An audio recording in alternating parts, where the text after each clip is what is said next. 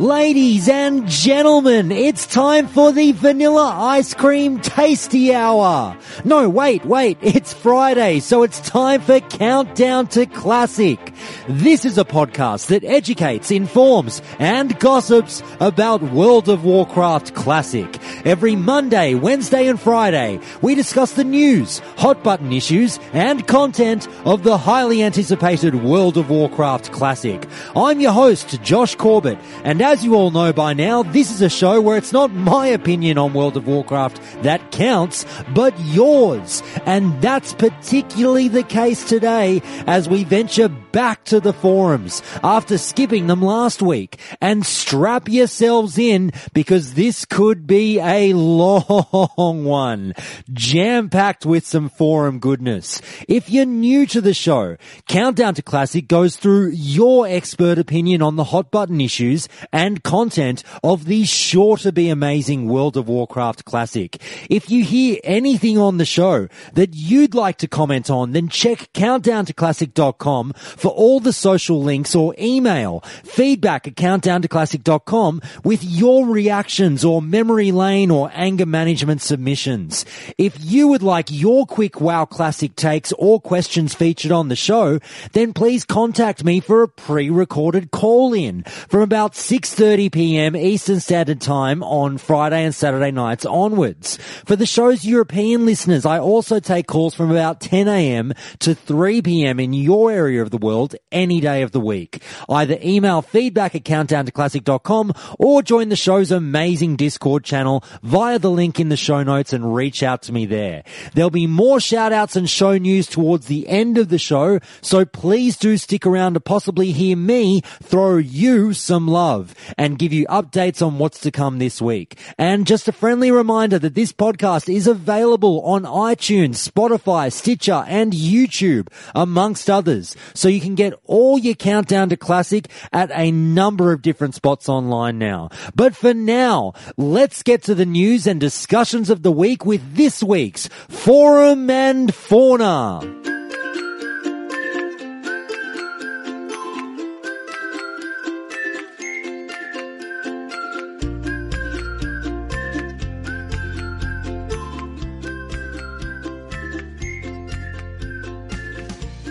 Each week, or at least most weeks, Countdown to Classic ventures through the Classic WoW subreddit, the official forums, and as many other forums as I can find to break down some of the hot button topics that the community is discussing in the lead up to the release of World of Warcraft Classic. While going through these topics that clearly have a yes and a no camp, we voice the opinions of both sides of the argument and give equal food for thought for you all to digest. The first topic this week is one such relatively contentious topic, as I came across a post at the WoW Classic subreddit from user Zipso6, titled, "Do you think private server savvy players will quote-unquote ruin Blizzard's first Classic server?" And they said the following: "Before typing out your impending triggered comments, let me explain. I myself am a private server player and have seen it all pretty much to this point, where vanilla is like clockwork to me now. It isn't a fantastic immersive nostalgia trip anymore because I literally play it all the time to this day. Now, I think that there's an argument to be made that there are likely a sizable chunk of folks who are awaiting Blizzard's Classic server, but aren't private server players and have maybe not touched the game since actual vanilla. But that brings me to my posed issue. Do you think the overexposed and experienced private server players will basically ruin it all for the people who have been waiting for this? Private server players will undoubtedly, one, be of the first guilds to hit critical mass at 60 and clear the raids at lightning speed as soon as they become available, such as Molten Core by week 2, Blackwing Lair fully cleared on release day, AQ40 first week, Nax first or second week. Secondly, They'll take immediate control of the server's economy due to their speed at commanding the highest level players quickly enough. And point number 3, they'll put a damper on nostalgic players' wishful desires for their vanilla experience. For example, all those pallies wanting to go back and rock Judgment, admittedly a good-looking iconic set, and finding out that their guild will likely laugh them out of the instance if they try to heal in Tier 2. Essentially, they'll be in for a rude awakening by the BIS list mania when they find out that they can't just play how they want, unless they plan to just play solo and perform suboptimally in PvP or World PvP encounters. Now, it's possible for a player, especially one coming from Legion, to just not care about any other player and focus on their own personal experience, and none of that stuff will bother them. But then I feel like playing vanilla becomes pretty pointless, as one of the major selling points of the vanilla experience is taking part in the community and the living world vibe you get from it. Essentially, I feel like the experienced private server players will leave the nostalgic long time ago returning players completely in the dust.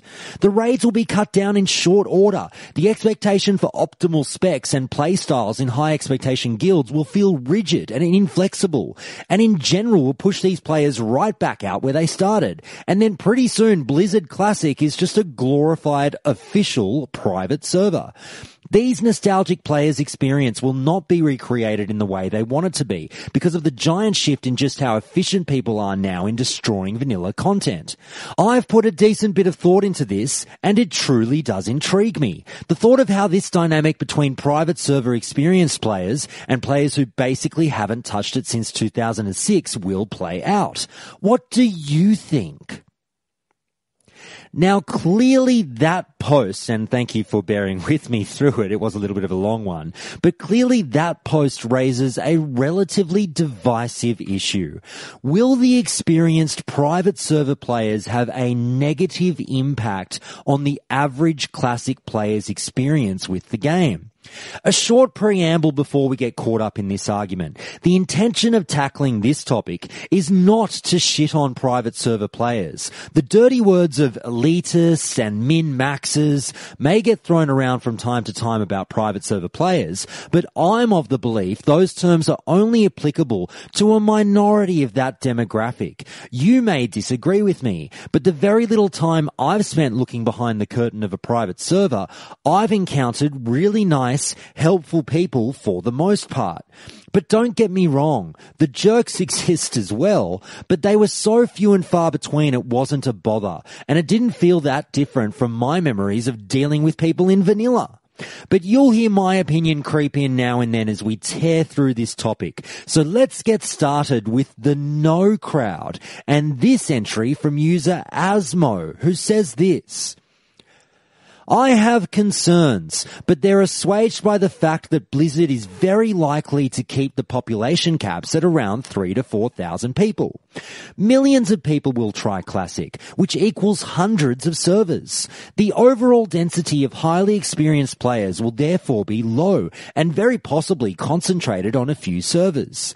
I'd imagine that the mood of the overall player base will somewhat resemble the situation in vanilla. Advanced servers like Korgath, Illidan, Mal'Ganis, Manaroth, etc. were pugging Blackwing Lair, while 85% of the other servers' most advanced guilds were struggling through Blackwing Lair and AQ40. I think we'll have a choice of what kind of server we want to play on, and that some servers are going to be much more business-like and others much more naive. Now, with that opening salvo, you'll hear that Asmo has far more eloquently expanded on the point I raised in my preamble. When we keep things in mind, such as so-called Blizz-like server population caps, it is highly likely that the experience we'll go through with World of Warcraft Classic will, funnily enough, feel just like it was in the days of Classic World of Warcraft. Fancy that. Vanilla servers of World of Warcraft, much like real life, consisted of the following: Some servers were a bit more advanced than others, randomly attracting higher skilled players or players with more time on their hands than others. Let's call them first world servers. Then we had the vast majority of servers where the player base was quite evenly spread. And whilst there were definitely highly skilled players, finding a well-coordinated pug was not always a sure thing due to a large quote-unquote middle class of player. These would be the second world servers. Finally, there were the low population servers where Blizzard would dangle a carrot in front of people to please enjoy a free server transfer due to the scarcity of players, let alone highly skilled ones. Simply forming a raid on these servers was considered a bit of an achievement. These could be deemed the third world servers. Now, within all of these servers, the player population generally took on a similar look. Min-maxes became evident. These were elite players striving to get the most out of what was under the hood of their character. High-end raiders looking to beat the game but still do it in a fashion that they were comfy with, they were there too. And then there were aspiring raiders who, whilst being slightly less intense, still pushed themselves on to one day join in on the purple rain with the others. There were also hardcore players who perhaps didn't raid but indulged in other aspects of the game, be it PvP, professions, high-end dungeon running, or altism. Then there were the more casual players who loved the game but couldn't devote quite as much time to it as others and were happy taking their time to smell the roses and not necessarily being the greatest World of Warcraft player who ever lived, but that's fine. The makeup of the player base that I've just described should be no different with World of Warcraft Classic. As Asmo says, some servers may well be more business-like, as I've no doubt the more hardcore private server players will speak well in advance and highlight a particular server to congregate on to steer clear of other players that they may deem as a little too casual for their liking. Some will be more pedestrian, but for the most part, the experience from server to server is going to be just as you remembered it. Vanilla means vanilla. A lot of us may have gotten better at the game, but a lot of us have regressed due to inactivity as well.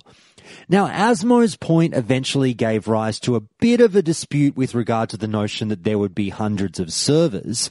Some people feel that the number of servers will determine whether or not private server players will ultimately have a large say on how your server feels. However, this really hinges on that vanilla means vanilla point from Blizzard and the expectation that we'll be getting server caps around the 3,000 to 4,000 mark regardless of how many people sign up. Asmo hit back on this very point with the following. Hype sells bad games by the millions. Imagine how much more powerful the hype will be with an organic, genuine base of excitement for a proven product. It's going to be the biggest video game topic for at least a month prior to its release, fueled by nostalgia and curiosity. Private server players will flood in. Old players will return. Friends are going to be convincing friends and family and old guildies. New people are going to come in to check it out. Many are going to get their first taste of a great MMO. I expect 2 million at first, and then 3+ million after 6 months as people wander in to see what the excitement is about. Wouldn't be surprised by a 10 million person summit. Vanilla is already one of the most widely played PC games. I believe that it's going to be much bigger once it's legitimized.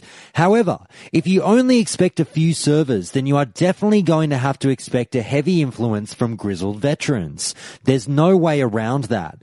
They're going to transform the culture of any server that they're more than 1 to 5% of due to a no-nonsense sensibility. And I love Asmo's optimism there. My personal guesses are about 20% lower than the figures that Asmo provided there, but I can see those suggestions happening as well. But if we do get that 3,000 to 4,000 cap, the majority of servers should still see a dilution of the private server player base and thus not have a negative effect on World of Warcraft Classic that was any different from anything experienced before. However, now we turn to the yes voters with this post from user Nefer, who says this. This worries me as well. I'm all for no changes and all, but they may have to beef the difficulty up somehow to reflect today's standards. When I played back in the day, there were a small percentage of people raiding and sporting epic gear. They were looked up to. I don't want it to be like today, where everyone is in full epics with no effort. Now this post from user Mukaz. I jumped into a private server about a month ago for the first time in my life, and I'm already experiencing this.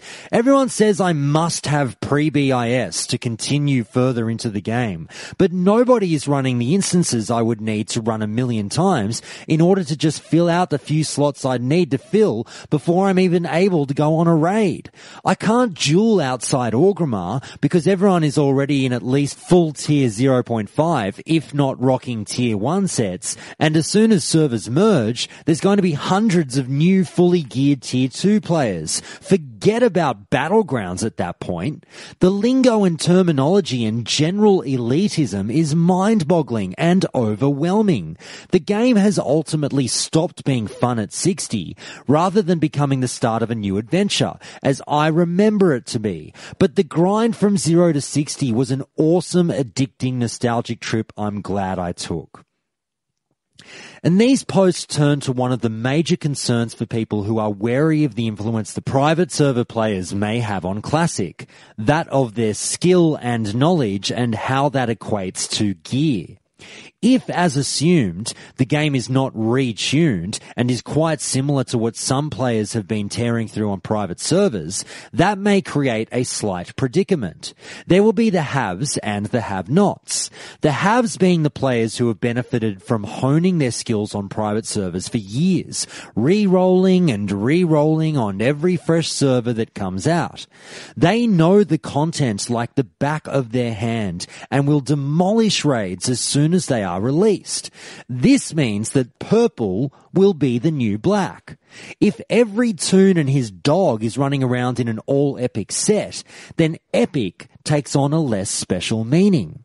If everyone is epic, then no one is. This post mentions that perhaps the one change that we're all ashamed to call for publicly due to hashtag no changes, yet secretly yearn for privately, is a difficulty retuning. If the scourge of private server players is real, we don't want battlegrounds flooded with all these players who make me cover my shame in my blues as they frolic around Arathi Basin in full Nax gear. Also, how the heck am I going to even almost get a look into a trip to any high-end content when all these people have already been there, done that? And why would I be revering a character in a capital city in their amazing purples when the 18 people standing behind them are wearing the exact same stuff? Hey, this guy's a big fat phony. Well, perhaps there's not as much to fear for us normies as we hear this from the No Camp through user Mirane, who says this. Epics will still be more rare. The private server elites who speed run and fully clear Nax are a minority of private server players. So don't worry too much about them or what super hardcore elitists do. The game doesn't need to be changed to accommodate the, couple hundred, maybe 1,000 people who cleared Nax or AQ on private servers? We also get this from user NoMoney98. The whole vanilla private servers elite community is like 20,000 people at best.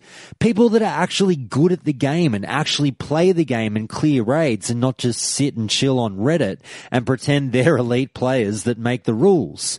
And Blizzard's classic server will bring millions of players in. So private server elite players that actually have influence on the server progression and economy are a minority.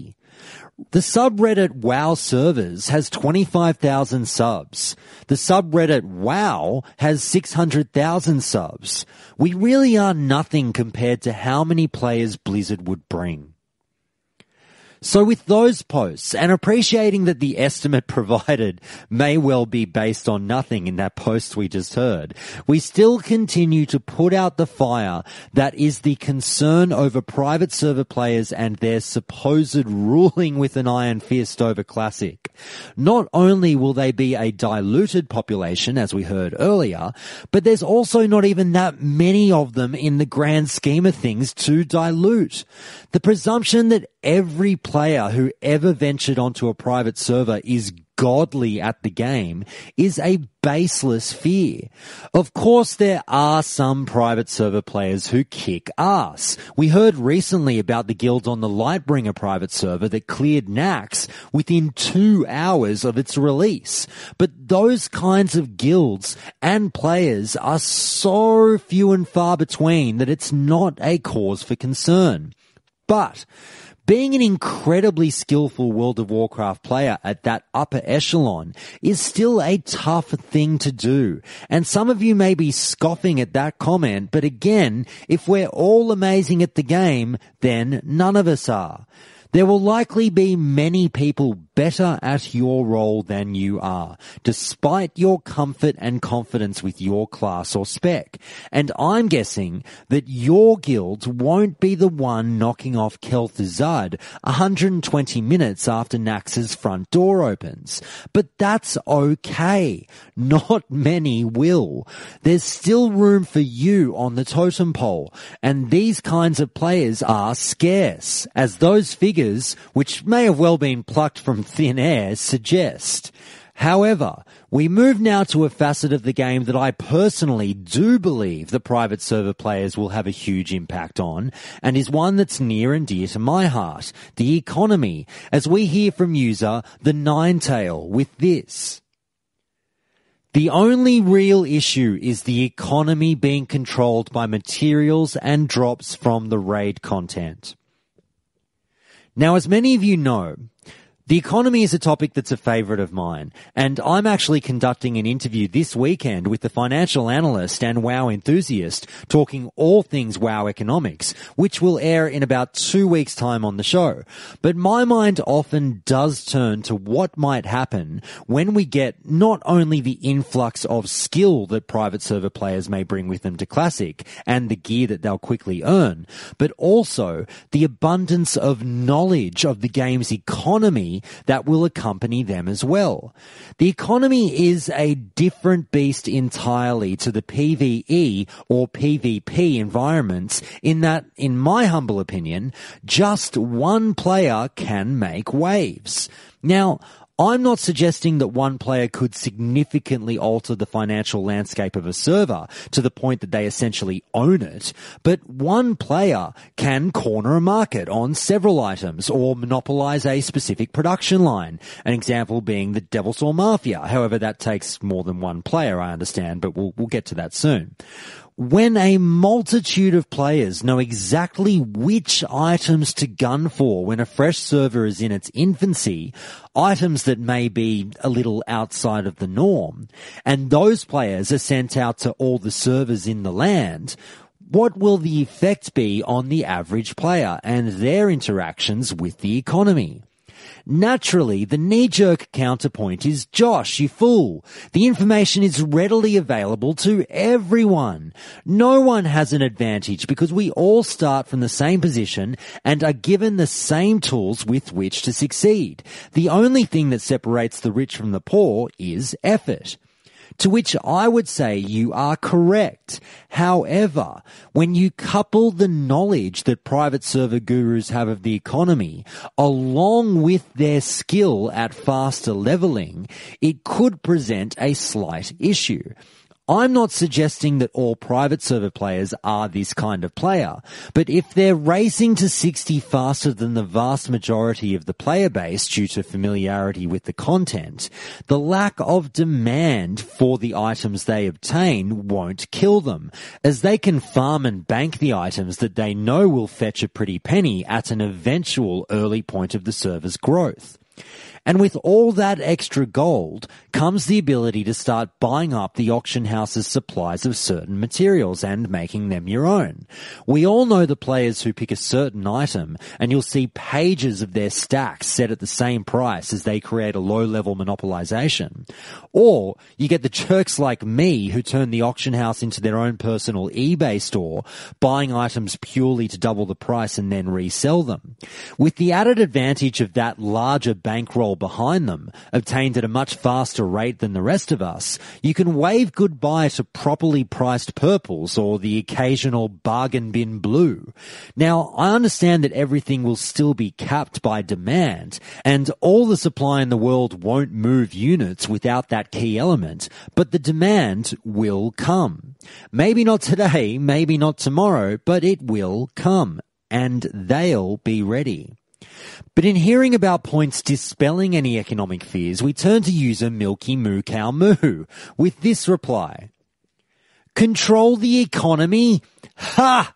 Maybe for a week or two while people are leveling up, when there's demand but little supply. After that, what are they going to control exactly? You don't need to be clearing world first to swing a pickaxe or collect rune cloth. And also this one from user Hans JC, who says this.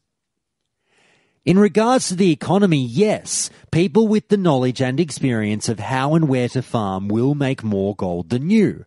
But that's the same for live. And it was the same back in the day. You'll still be able to grind gold and sell your items, and as you get more experienced, start to contest with them on the market if you want to. Now, with those posts out of the way, clearly earlier I was just moping out loud, and please don't take that as the funeral march for your hopes of enjoying a vanilla-like economy. In reality, there's nothing that can be done, nor is there anything that should be done about this potentially mild predicament. To curb this would be to take a crap on the notion of capitalism itself. And as Austin Powers tells us, hooray capitalism! I'm a huge proponent of the WoW economy and the way in which it allows people to grow financially. The one instance I've not been in before is starting a race against a horse that I know is 10 times faster than me. Back in vanilla, we were all mules just learning how to walk, effectively selling lemonade with a back-to-front L out the front of our homes for 10 cents a pop. In vanilla, there were rich people, there was a middle class, and there were the poor. It all worked. The living economy never stopped anyone from pulling up their bootstraps, putting their nose to the grindstone, and working for a small fortune. And I do believe we'll get pretty close to the same experience with World of Warcraft Classic. But there's one thing that we didn't get in vanilla that was evident on private servers, that some people are curious about being in World of Warcraft Classic. And we turn back to the private server players could have a negative impact argument with this one from user Hearshot KDS. For raids, the quote-unquote private server elites aren't going to add anything that wouldn't be there anyway. The amount of resources available online outlining BIS gear, bosses from every raid, class mechanics, etc., are exponentially larger than during the early days of vanilla. For the economy, however, certain things are going to catch non-private server players by surprise. For example, the Devil Saw Mafia. Any vanilla player who thinks they can farm enough Devil Saw leather for a piece or two is going to be thoroughly surprised by a functioning mafia. And yes, the Devil Saw Mafia. That's what that post brings up. That shady bunch that likes to hang out in Ungoro Crater a little more than your average toon. This phenomenon is something that rose to infamy through the private server scene. The players recount was not a part of the vanilla scene back in the day. It's the practice of the Horde and the Alliance working together to hold territory in Ungoro for the purpose of farming Devil Saw leather from Devil Saws in the area, and then cornering the market on that item to make mucho gold when people needed Devil Saw leggings or Devil Saw gauntlets for pre-raid BIS gear. Some players are concerned that this practice could rear its questionably ugly head again in Classic, noting that the experience that the private server players have had with abusing a market this way, and the wads and wads and wads of cash that they made from it, would easily lead them to repeat the behaviour. Also, the practice could be potentially copied over to other items such as Black Lotus and Title Charms, which has happened in the past as well. However, it appears that this argument is very quickly shot down when we hear the following post starting with user Jafie. On the private servers, these cartels have cooperating people on both factions, which makes a PvP solution more difficult. Since there's no cost of entry, loads of people have toons on both sides. This should be better in Classic with a subscription model. Then we have this post from user Carl Yan, who says this. If by mafia you mean cross-faction, I had a look in the current WoW Code of Conduct and I'm pretty sure cross-faction collaboration of a group of players will be prohibited, as it breaches the Code of Conduct. Anything that Blizzard considers contrary to the essence of the game is forbidden. Next, this one from user Juvenil. This is a purely private server issue. Collusion with opposing factions was bannable on retail. And flowing on from that, we have this one from user Fredorov. Very true about the Mafia, but there's a big difference between private servers and Blizzard servers, and that's proper GMs. You could argue that Mafia players are breaching player code of conduct, at least in vanilla terms, as they're technically not that different from gold farmers and actively chain griefing other players. Blizzard used to be pretty strict with this behavior in the past, at least. Then again, these days in gaming, any kid shouting about how they paid for something and shouldn't have to care about others or rules gets their way. And finally, we have user Smelly Buttocks, who finishes us off with this one. It will require a way larger effort to run monopolies on regional Blizzard servers with accounts locked to one faction per server and with subscription fees. But high levels of dedication, such as no-lifing, shouldn't be punished in a game like vanilla. Step up with your own team if you want that Devil Saw leather so badly. So it very much appears from those posts that yes, Blizzard will more than likely nip this one in the bud. This is what comes with the advantages of having an official server as opposed to a private one. We have a referee that we can, for the most part, trust to step in and throw people in the penalty box when they're messing around with other people's experiences of the game. If Ungoro Crater is for all intents and purposes locked off on a PvP server, and you're never able to lay eyes on a Devil Saw due to their presence, well, that messes with your enjoyment of the game to a certain degree, and Blizzard will call foul on that due to the terms of service contraventions. The one cited was obviously the vague and all-encompassing anything that Blizzard considers contrary to the essence of the game. But there's also the abuse of the economy term that could be similarly cited with confidence. Another point of interest that I couldn't find a post for was the fact that, as we've heard many times through Countdown to Classic interviews, private servers attract players from across the globe, so time differences aren't a huge issue when trying to guard a piece of land. Players from all over the world could form a cartel and have a lookout online 24/7. That won't likely be the case with Classic, as the vast majority of players will play within their regional servers. But interestingly, the final point that perhaps we'll dive further into another day, raised by Smelly Buttocks, was that maybe, just maybe, the Devil Saw Mafia is not a bad thing for World of Warcraft Classic. If anything, controlling territory and fighting for items is part and parcel of the old-school MMORPG ethos, and Blizzard should perhaps turn a blind eye to this one, as it encourages an extra extra element of danger, animosity, and war to the World of Warcraft? Should we really be punishing players who put in the extra time and effort to intelligently corner a market by thinking a little outside of the box? Isn't it in the spirit of the game to search for that extra edge over other players and creating a come and get me atmosphere? Or is it simply griefing and removing content from others via bullying tactics? That's an argument for another day, and I'll be conducting an in-depth interview all about the Devilsaur Mafia with 2 former members of said mafia soon on the show, so keep an ear out for that one. Back to the no camp for 2 final shots, as personally I am in agreement with the no camp on this one. And we start with Discord member Cattingle, who says this: don't forget that the majority of private server players are not highly experienced at all. I am speaking from my own experience here. Except for a few hardcore guilds, playing on a private server doesn't make you an expert. I have seen players who played years on private servers still being clueless about Blizz-like game mechanics. Private server players won't ruin anything. Finally, we turn to this post and the closer from user Recond with this one. What is the solution? Not allowing some of the best and most adamant players of vanilla World of Warcraft to play? If you want to play at the top level, then obviously the bar has moved up since vanilla was initially released.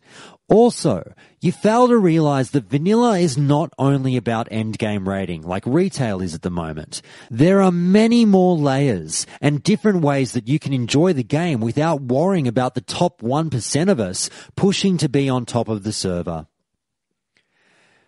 Those final points bring up the moral of the story, folks. Don't presume that because someone has private server experience that they are infallible with the game. And also, even if they are amazing players that know everything there is to know about the game, then guess what? Let them have that. It won't affect you. Their numbers won't be high enough for it to be an overwhelming concern. And while they're off running Molten Core while you're dinging 23, you'll both be having different levels of fun. A lot of those unbelievably skilled players are the very reason that scrubs like me are even getting World of Warcraft Classic in the first place and sitting here on a podcast talking about it. If anything, we should be talking about how elite players can be considered somewhat of a godsend rather than potential trouble. Sure, there may be niggling issues like the economy, getting ganked a bit more often by more skilled players and things like that, but ultimately they can be overcome. Are you broke because a private server player cornered the market with some items on your auction house? Then figure out an alternative way to make your money. Are you getting destroyed in battlegrounds because of all the raid gear that you're seeing on your foes? Then go and get some of your own too and put in a bit of practice and hone your skills. No challenge presented by another player in this game is insurmountable. And other players can't ruin your server to the point that you can't pull up your socks and do something about it. And with that mammoth first topic done, now it's time to turn to a spec focus, as we've started doing during these forum episodes. And this week, for the second topic of the show, we'll be focusing on frost mages, arguably the most popular spec on one of the more popular classes in vanilla World of Warcraft. So, in covering frost mages, as we've done with other specs, let's find out a few things that you should know if you're considering playing a frost mage for the first time in World of Warcraft Classic, or as a refresher course if you're going to be returning to the spec. Just a friendly reminder though that I have not played a frost mage. I was a combat rogue and little else in the vanilla days, so everything you're about to hear is drawn from the forums and are what appear to me to be pretty clued in responses. If I say something however that is quite incorrect, then please do write to the show at feedback@countdowntoclassic.com and tell me to go fuck myself. Wait, sorry, that's a typo. What I meant to say was please write to the show and tell me that I've unfortunately been misinformed and that you are able to set the record straight. Or even better, call the show and let us hear it from the proverbial mage's mouth. But anyway, here we go with this opener from user Little Ruby Ridge over at the WoW Classic subreddit, who basically was commenting on the following opening topic, leveling with a frost mage. And the question goes, should you level as a frost mage or perhaps as a fire mage? And obviously there's the option of arcane, but we won't be touching too much on that. But we will get to arcane mages and their possible viability another day. But for now, the question is this, frost or fire? And again, fire will also get its day in the sun another time. We'll focus on frost. Here we go with this submission from Little Ruby Ridge. A lot of people in this thread clearly have never leveled a mage in vanilla and have no idea what they're talking about. You want to go deep frost. Shatter is key. When you've grabbed all your frost talents, you can put some points in arcane, get the minus resist and clear casting. Then we have this post from user Smelly Buttocks. I'm dumbfounded by the amount of people advocating fire in 2018. Then we have this post from user Adone. Seriously, frost is ridiculously strong. These people talking about focusing solely on single target theoretical DPS while leveling? I'm not sure what version of vanilla they've played, if they have at all. Frost is the only spec you should ever go for leveling in vanilla. So with those posts, now that we've gotten the hot tip, no pun intended, that frost is the way to go, well, what are we going to do with that? Okay, that's fine. Frost is great. But why? Why do I want to be a frost mage while I'm leveling my mage? Well, we again touch on this frost versus fire kind of argument with the following submission, again from user Smelly Buttocks, who was replying to the notion of leveling with fire with this post. This is wrong on so many levels. Fireballs are way less mana efficient. Let's take Fireball rank 6 versus Frostbolt rank 6 as an example. Damage divided by mana cost equals 1.4 DPM with the dot, and 1.26 without the dot, since it won't overlap. Frostbolt rank 6 is 1.46-ish damage per mana, and this is before calculating talents. Frostbite, Shatter, Ice Shards, and Frost Channeling will be spiking those numbers significantly, and you're going to have all those talents by level 33. Only comparable talent Fire is going to have by that level is 3 out of 3 Master of Elements, and it's not that great considering your crit chance is going to be super low. Fire is also going to be wasting more mana on creating the gap, since they won't have the slow from Frostbolts. Deep Fire is also the worst possible spec for PvP. You're literally trading all your survivability and burst for high sustained damage. I don't know where you've PvP'd, but no one decent is going to let you free cast fireballs, especially not when they realize you don't have Ice Block or Ice Barrier. Deep Frost wins in survivability and peeling ability, while maintaining decent burst with Shatter. The same thing goes for Elementalists, and if you want to burst people down, you go POM Pyro, but that is too one-dimensional as well, so I wouldn't recommend it. DPS is not the end-all be-all of leveling. DPM is more important, and you're underestimating Frost's damage once you get Frostbite plus Shatter and Ice Shards. I don't know why you're bringing up Scorch, since you're barely going to be using it for leveling. Regardless, you're still wrong. Sticking with Frostbolt rank 6, Scorch rank 2 equals 1.36 DPM before talents, and Scorch rank 3 equals 1.39, versus a Frostbolt rank 6 at 1.46, before we even include talents. So, we agree deep fire is shit for PvP. And that's what you're going to be rolling for leveling, since you won't have POM. Meanwhile, deep frost is very useful for PvP at every level. At 60, you win on burst every 3 minutes with a POM build. That's it. And that's what you're trading literally everything else in for. In Battlegrounds, you're going to do one of two things. One, peeling and CCing, which means Elementalists or Deep Frost. Or two, flag carrying, which means Deep Frost only. Sure, burning someone down every 3 minutes in World PvP can be fun, but that's the only niche you'll fulfill. Next we have this post from user Reese's for CSGO. Potential mage levelers who are looking to minimize their time spent leveling, please listen to Smelly. While the DPS of fire is slightly higher than frost, damage per mana is the most important stat while leveling. What use is DPS if you're spending 1/3 of your time drinking as a fire mage compared to 1/5 as a frost mage? Damage uptime is key.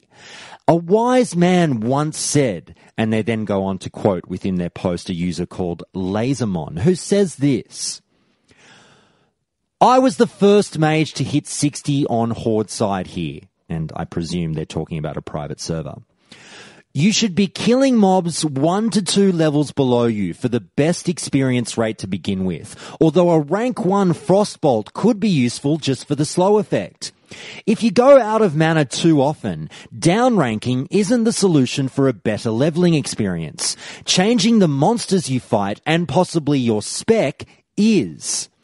When you level, you should prioritize spirit over intellect, and you should look to reach frost channeling and arcane meditation as quick as possible. Time drinking is time you could have spent killing another mob, and while it may feel like getting higher numbers of experience is the way to go, you'll quickly find that if you can minimize the actual time you spend out of combat instead, things will speed up for you. So some very wise words there from those users, and in particular that user Smelly Buttocks, who I do see popping up on the WoW Classic subreddit a fair bit, and they get quoted a lot on this podcast, so they seem to know a lot about what they're talking about, and WoW, and here in particular with regard to frost mages. So I'm glad I found those posts, and thank you to Smelly Buttocks. I actually reached out to Smelly Buttocks recently, and I hope to get them on the show, so we'll see what happens there. But anyway, Smelly Buttocks, do you have any other words of wisdom in regard to frost mages at the moment? Well, yes they do, because here's one more post from Smelly Buttocks saying the following. Not to min-max shit, but I want to point out the fact that using 5 talent points to get 10% hit during leveling is completely unnecessary and essentially a waste. 4% hit, or 2 points, hit caps you versus mobs 1 level above you. This is ideal since you don't want to kill mobs much higher than you. 6% will hit cap you at 2 levels above you, plus 1% wasted, if you really want to stretch it. You need 16% hit to hit cap yourself against mobs 3 levels above you. So even with 10% hit, it's still far from enough. I would never ever recommend grinding mobs 3 levels above you. Well, again, thank you to Smelly Buttocks for that one. And hey, frost mages sound pretty cool. We got some great information there, and they go into the little minutiae of things like damage per mana and what you can expect to find during the leveling experience with a frost mage, and what kind of downtime you might be looking at, and why it might actually be the ultimate spec over that of fire, because there is a bit of a raging debate between fire versus frost. What do I want to level as, or what do I want to stay as? But we move on from that particular little microcosm of an argument, and we get to this post, which basically talks about, well, now that I've decided I do want to be a frost mage, what are my options from there? And user Gardash Nost PvP chimes in with this one. While leveling, pretty much every talent point goes in Frost. It's more mana efficient than Fire and grants you tons of control over mobs and other players. If you intend to do any AoE farming, you'll want to avoid Frostbite in this spec. PvP has a couple of options. Elemental, a combination of Fire and Frost. Deep Frost with Frostbite, usually something like 34 points in Frost and the rest in Arcane. Or you could be a 3-minute mage with POM/Pyro. PvE has two options, Frost or Fire, with two variants of the Frost spec. Max DPS Frost spec is called Arcane/Frost, where you have 31 points in Arcane and the rest in Frost. One mage in the raid should be Winter Chill spec, which is at least 30 points in Frost, so that the Winter Chill debuff is applied to max out the DPS of the Arcane/Frost mages. The maximum DPS spec for mages is Fire, 17/31/3. But because of the mana inefficiency and because several mobs and bosses in Molten Core and Blackwing Lair have high fire resistance, mages spec Frost until AQ comes out. Next, we have this post on Frost Mage options again from user Layerson123, who says the following. Leveling. There are three possible scenarios. 1. PvP servers. 2. High-medium PvE servers. 3. Low PvE servers. On low-pop PvE servers, the fastest leveling option is a mix of AoE grinding and questing, so the best spec is the AoE Frost, also known as In Frost We Trust. You'll be pulling many mobs at the same time and kiting them with Blizzard plus Cone of Cold. On higher population servers, AoE grinding isn't really the way to go, since the best spots will be contested by other mages. So the best option is the single target Frost spec, Shatter plus Frostbite.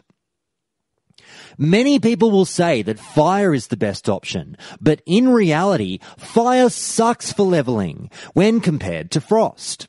Fire DPM is overall lower than Frost DPM, while offering just a bit more average hit. Also, Fire relies on critical strikes, and until 55 plus, you won't have enough crit chance to justify using Fire, while the Shatter build will provide critical strikes the whole time. And on top of that, with Frost, you can kite and kill mobs that you wouldn't be able to kill with Fire. And there's the whole survivability thing that Ice Barrier plus Ice Block offers. On PvP servers, Frost spec. There's nothing to discuss here. You won't do shit against other players without Frost spec. Half of the leveling time on a PvP server is being busy with world PvP, and not having Ice Block and Ice Barrier is a really bad idea in that situation. So for leveling, Frost is the way to go. There are AoE, single target, and PvP single target variations. For PvE at 60, there are 3 builds. Fire Combustion, Winter's Chill, AP Frost. The Frost ones are going to be used on Molten Core, Blackwing Lair, and Onyxia's Lair, and the Fire on everything else. For PvP, talents aren't set in stone, as it really depends on the faction, gear, what other members of your group are bringing to the table, etc. But no matter what, you'll be looking for improved counterspell, and you'll probably want to stay away from Pyro POM until your mage has enough spell power. Wow, that was a lot of information, and that was a little bit of a longer post than I realized. But that's great. I have now armed myself with a lot of information as to why Frost mages really do seem to be superior to Fire mages. Now, I can hear all you Fire mage advocates up in arms right now. What?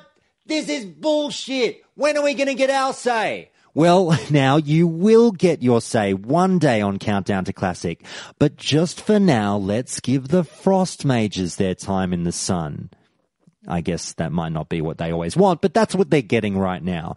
But we move on now to another topic of, well, now that we know, frost is absolutely better than fire, apparently, what's my rotation going to look like as a frost mage?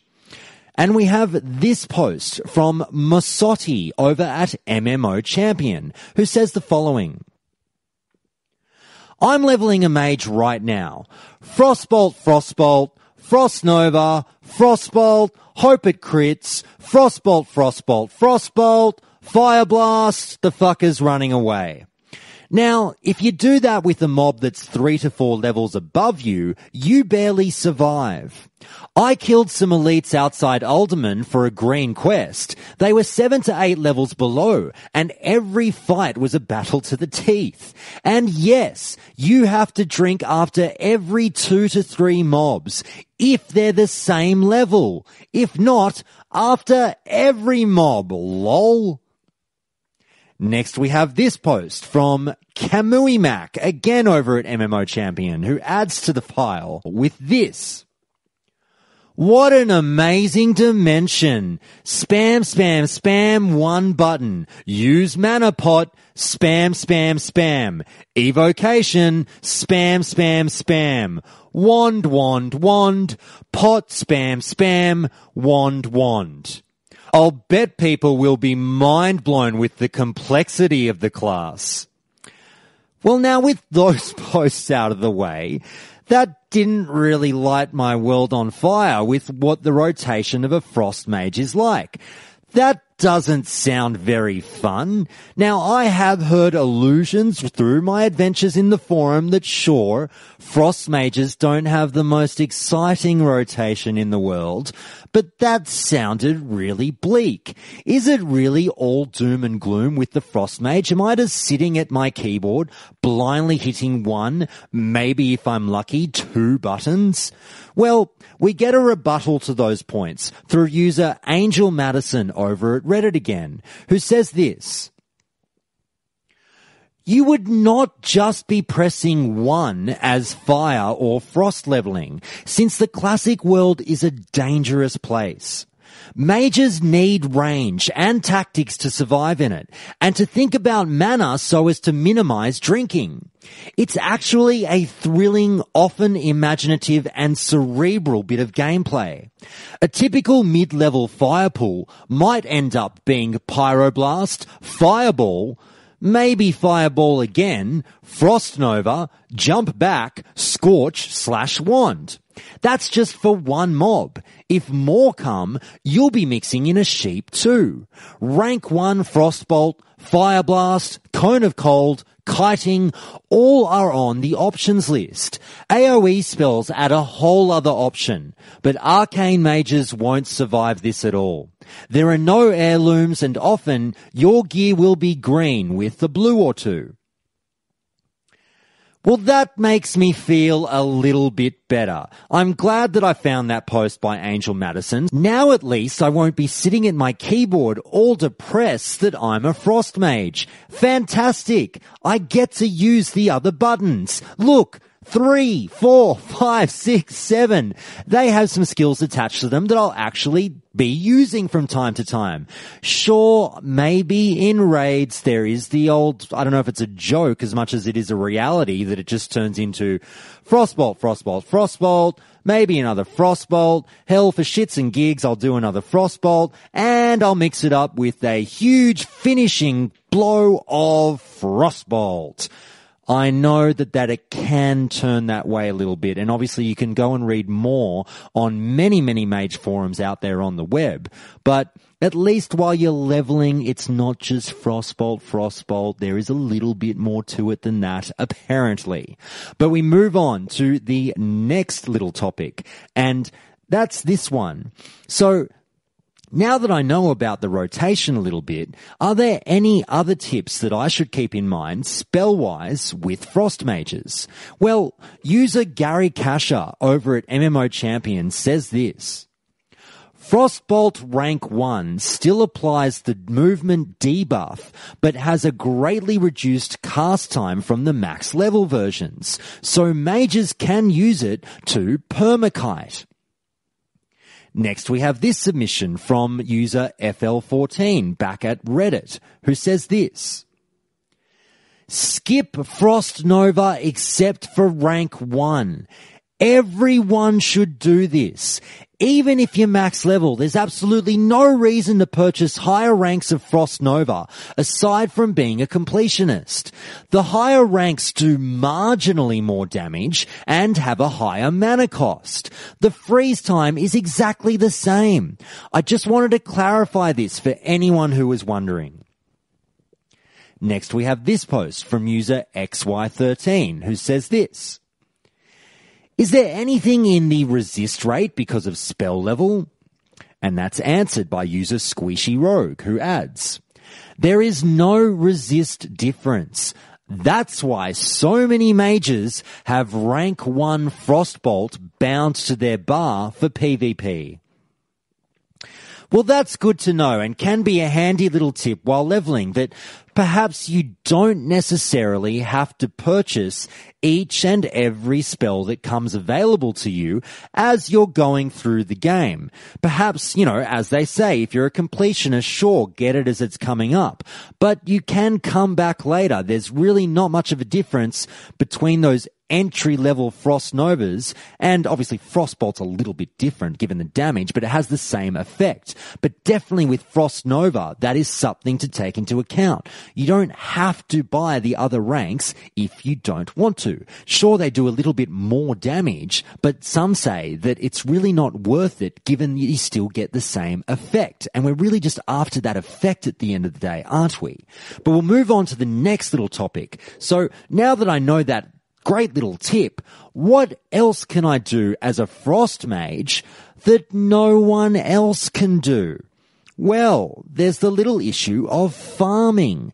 And we go to this post from user Logo My Ego, who says this. Mages level fast because they can AoE with Frost Spec, and with blinking and teleports, their travel time while leveling is greatly reduced. They excel in farming though, because of the Frost CC and multiple AoE abilities that Warlocks don't have. While Fire Mages are definitely fun for PvP, I think Frost is widely preferred. Obviously, you want to use Frost for farming, and the first two 40-man raids require mages to be Frost. So from a re-speccing point of view, mages save a lot of gold. Next, we have this post from user Pixar, who says this. Spec Frost. If you want to do quests, focus on boosting Frostbolt as well as Shatter. If you just want to grind your way to 60, mages are incredible at AoE farming. In that case, make sure you get improved Blizzard and improved Frost Nova. Now, that user just said the magic word, AoE farming. Is that a thing? I want to hear more about that. What's this special little technique that Frost Mages can do perhaps a little bit better than most of the other classes, if they can do it at all? Well, we hear this from user GotMilk0112 over at the Elysium forums, who says this. A note about AoE grinding. Yes, Frost is the only spec in the game that can quickly and efficiently AoE grind to level, but in my experiences it can be a bit frustrating for a couple of reasons. You can AoE grind as early as level 24, but on high population servers I found it very difficult to AoE grind, simply because there were so many other players already there. Either other players killing the mobs for a quest, other mages already AoE grinding there too, or enemy characters around that gank me on sight, knowing that it will be impossible for me to fight back in the middle of an AoE pool. And thus, the only time I would ever get to AoE grind is if I just happened to get there when nobody else was there, which didn't happen very often. If you're going to AoE grind, the biggest thing of note is that you can't have Frostbite. It will randomly freeze mobs and the group will be broken up, with half of them frozen and half of them walking towards you. And it's just impossible to keep them all at range. Also, you'll just want to stack intelligence/stamina gear. Spell damage gear is bad for AoE grinding because Blizzard does not scale very well with spell damage. If I remember correctly, Blizzard only gets around 11% contribution from spell damage. You'll just want to stack intelligence to have a big mana pool and stack stamina so that you won't get wrecked when you're running around gathering up mobs. Also, Blizzard cannot crit, so talents like Shatter and Ice Shards are useless for AoE farming. But I'd still take them anyway, because there's really not much else you can put your points in. Really, the only difference between the AoE farm spec and the specs I've posted before is putting points into improved Blizzard instead of Frostbite. Well, that's really interesting with that post. This AoE grinding / farming thing sounds really cool. I've not been able to do that before on a rogue, that's for sure. Well, I mean, sure, I got a little bit of an AoE there, but nothing to write home about. These mages have got it down pat. That sounds amazing. Maybe I'll play a mage now and just burn down every enemy on sight and pull up big mobs of groups of 20 of them and just go to town. Well, now that I know, maybe not that much, but now that I know a few things about AoE grinding or AoE farming, where should I go to do it now that I'm a tidy little frost mage? Well, we'll touch on the little notion that a few of you might be quite familiar with of Diamol East farming with this post from user Namnar over at the Nostalrius forums, who tells us this. The basic idea is that you're going to run Diamol East repeatedly. Why Diamol East? Because it has 5 to 6 packs of 7 non-elite elementals which have low HP and give good XP. The mobs are called whiplashes and have only around 1800 HP. You can entirely avoid all elite packs and patrols in the instance and target only these packs. An entire clear of Diamol East usually lasts between 6 to 8 minutes. These mobs also drop plants, world drops, and grey items. Those can be sold at the auction house later for gold. Generally speaking, the most efficient way to organize runs is to run Diamol East until you are instance capped, 5 instances per hour, then go do something else while you wait for the instance cap to reset. This technique is, to me, the best way to level from level 52 to 60 as you gain a lot of gold, you can't get ganked, and you level quickly. For every pack you kill, you're going to use the same technique. You make sure that you have your buffs active. The only explanation needed here is that the mobs hit you with a shadow attack, which is reduced by dampen magic, so keep that up at all times. Then, you make sure that you have a mana citrine conjured in your bags, ready to be used in case of an emergency. You make sure that you are full health and mana. Then you go up to the pack and use Frost Nova when the mobs are grouped up. You take a few steps back, not too many. You want to be out of melee range, but still in range of Cone of Cold. Then cast Flame Strike on the whole pack. As you are casting Flame Strike, queue up a Cone of Cold, which should hit the mobs at the same time as your Flame Strike. Then, finish off the mobs by spamming Arcane Explosion. Then find a safe spot, regen, rinse, and repeat. Next we have this post from user ArcBabe over at Reddit. Same thing on Chronos. I just did Diamol East on my mage for an hour or so, only turning up trash gear, and came up with just shy of 60 gold with only auctioning the rare herbs, ghost mushroom, etc. With a newer server on the Diamol patch and more demand for the drops, expect higher results. Well, that sounds great from those posts, but that's all well and good for PvE. It's great to know that I've got a fantastic way of earning some extra money on the side that perhaps the other classes and specs don't have. Ha ha ha, take that. But what if I'm not into PvE? What if I, as a Frost Mage, like to murder other players, Josh? What's the deal with Frost Mages in PvP? Well, we turn to this submission from user Nex, who tells us this. Don't spec POM Pyro for PvP. Just don't. Don't listen to anyone that says it's good for PvP because it's trash. Fire is just trashy for PvP. It used to be good when things like Blast Wave could be cast directly on targets to snare them from range. Then it got nerfed. So now it's just a self AoE and the damage is pitiful now. Useless. If you're PvPing, spec deep into Frost. This is the only real answer regarding PvP. For leveling, again, Frost shines due to AoE power grinding. For raiding, Frost actually has very substantial overall DPS and crazy strong 2-target cleave for bursting down priority mobs. So Frost is viable for raids. If you want a big penis in raids, go Fire. This is subjective, but one last point. Frost is fun as hell. Next we have this post from user Pidnall, who tells us this. Many will disagree with this. The best mage spec is dependent on faction. Given that the Alliance have paladins, which have Blessing of Freedom, this really hurts Frost mages more than Fire mages. Having maximum burst can really screw with a paladin healer. For this reason, POM/Pyro is the best spec for Horde mages. Inversely, POM/Pyro mages are countered by Grounding Totem. Alliance clearly don't have this. Far too many people blindly believe what other people say based on the "it's been out 10 years, we have this shit figured out, believe me" rule. Your all-around best world PvP spec depends on playstyle.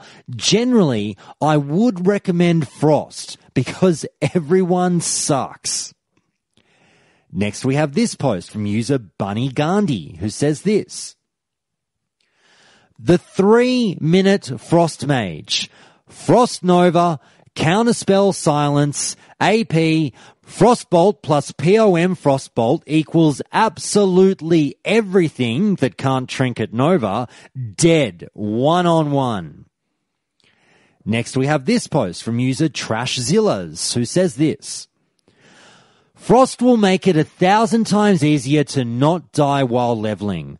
Fire might have slightly higher experience per hour potential based on clear speed, but Frost feels much safer, and not dying could be much quicker overall. Never arcane though, there is 0 point. And now that those posts are all done, particularly with that last post, that was more touching on survivability, I guess, and they were talking about PvE, but that could be equally applicable to the concept of survivability in PvP as well. Frost mages generally do have the tools to stay on their feet a little bit longer. There are some defensive and escape mechanisms there that perhaps the Fire, or definitely the Arcane Mage, might not have as much in their little tool belt. So that's something to take on board as a consideration. But also we're basically hearing that if you are a bit of a PvP fan, or if you are a PvP god, then definitely Frost seems to be the spec that you want to be rolling with. Sure, there is an argument for Fire, but these people seem pretty adamant that no, Frost is number one. Don't be tempted by the flames. You want the utility of Frost. So, if you agree with that, write to me at feedback@countdowntoclassic.com and let me know if yes, PvP, that's the way to go, Josh. But we'll move on now to the next little topic as we still continue to talk about all things Frost mages. What kind of damage can I look forward to doing, Josh? What kind of hell am I going to be unleashing on all these unsuspecting mobs and players worldwide? Well, we go to this post. And this was titled Vanilla Mage POM Frost with Insane Crits. And I found this over at Reddit, and it said the following. And sorry, I've forgotten the name of the submitter, but we'll start with this. I remember when Vanilla was released, I saw a mage on my old server, Bloodfeather, whose name was Houdini. He made a YouTube PvP video, which later got removed due to some stupid rules, and this video was never to be seen again. Anyways, this mage was playing POM, Arcane Power and Frostbolts. He made a 7.2k crit with a Frostbolt and was regularly doing 4 to 5k crits with Frostbolts. In the beginning of the video, he said, "This is why I'll miss my trinkets." Does anyone have any idea which trinkets he could have been using? And we have this reply from user Rindaris, who says this: Talisman of Ephemeral Power from Molten Core and the Zandalari Hero Charm from Zolgarub. Initially, you could stack them, activate them at the same time, for a crazy spell power buff. Later on, this was changed so that you could only have one of the buffs active on you at any one time, which is probably what he referenced with the "I'm going to miss my trinkets." Following on from this, a submission from user Brainsaws, who says this in reply: Slightly inflated numbers though. With full BIS gear, without trinkets before the AQ patch, you could be looking at best under 3k crits. What he meant was the Zandalari Hero Charm and the Talisman of Ephemeral Power. Stacking with that, regularly you could hit 3.6k. With all stacking, 650 spell power, Flask, Elixir of Frost Power, Greater Arcane Elixir, Arcane Power, double trinkets, COE, Zerked against Zerked Warrior, I'm looking at a theoretical value of 6.3k. I'm not sure if I missed anything. Ultra-specific conditions anyway. For regular mage PvP, you can be happy with 2k crits. Okay, well that's good to know with those posts. And obviously the numbers got a little bit fudged there, perhaps with a little bit of rumours and scuttlebutt of things that people saw in some now deleted YouTube videos. But perhaps that's a better idea with that last post of what you can kind of come to expect when you see the numbers popping up in your battle logs, in your combat logs, or just, what you can kind of expect to do when you're chasing the high of that next big crit. Maybe around 2k is the figure to be looking at.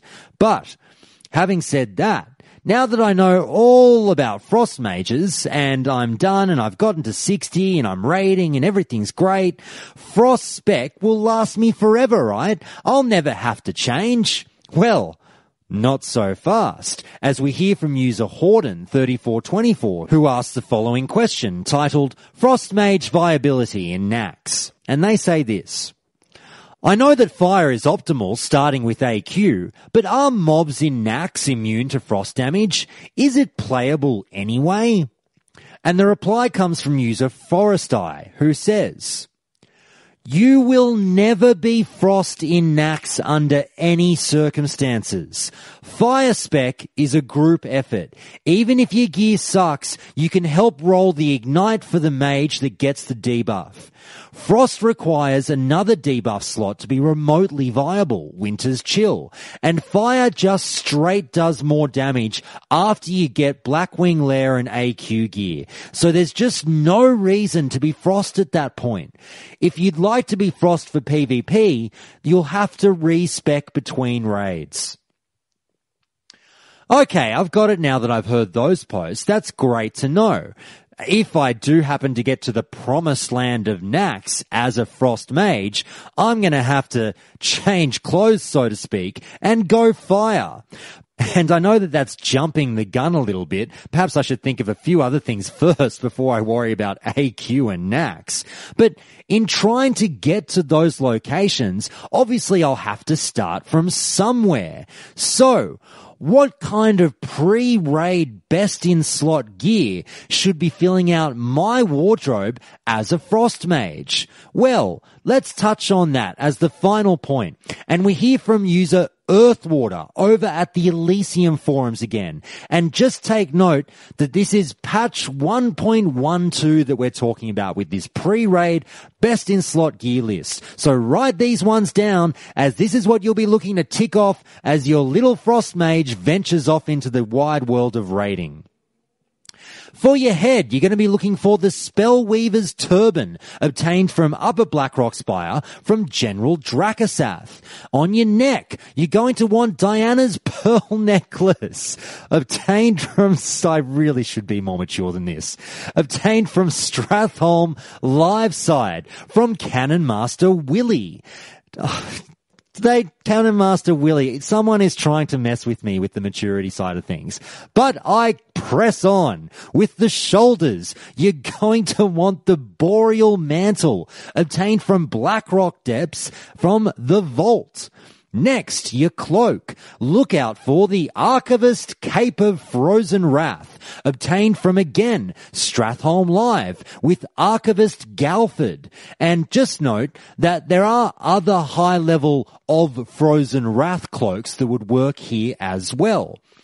Now, we get to the chest piece, and the Bloodvine vest is what you might be setting your sights on, and that's obtained simply from tailoring. And you're going to want to make friends with some tailors, perhaps, if you don't pick it up yourself. For braces, Rock Fury braces, and they're obtained from Silithus in a quest. And that's also something to point out, is you should definitely work on getting these, like these braces, since they're actually on par with the braces of Arcane Accuracy, which is a Blackwing lair drop. So, moving on, my hands. What am I going to be wearing on my hands? Well, for gloves, you're going to be wanting to get on your little hands the Hands of Power, obtained from Lower Blackrock Spire from Quartermaster Zigris. But because, as this poster points out, because no one goes to Lower Blackrock Spire, you're actually maybe going to want the Shivery hand wraps, and you can get those from Scholomance from Raz Frost Whisper.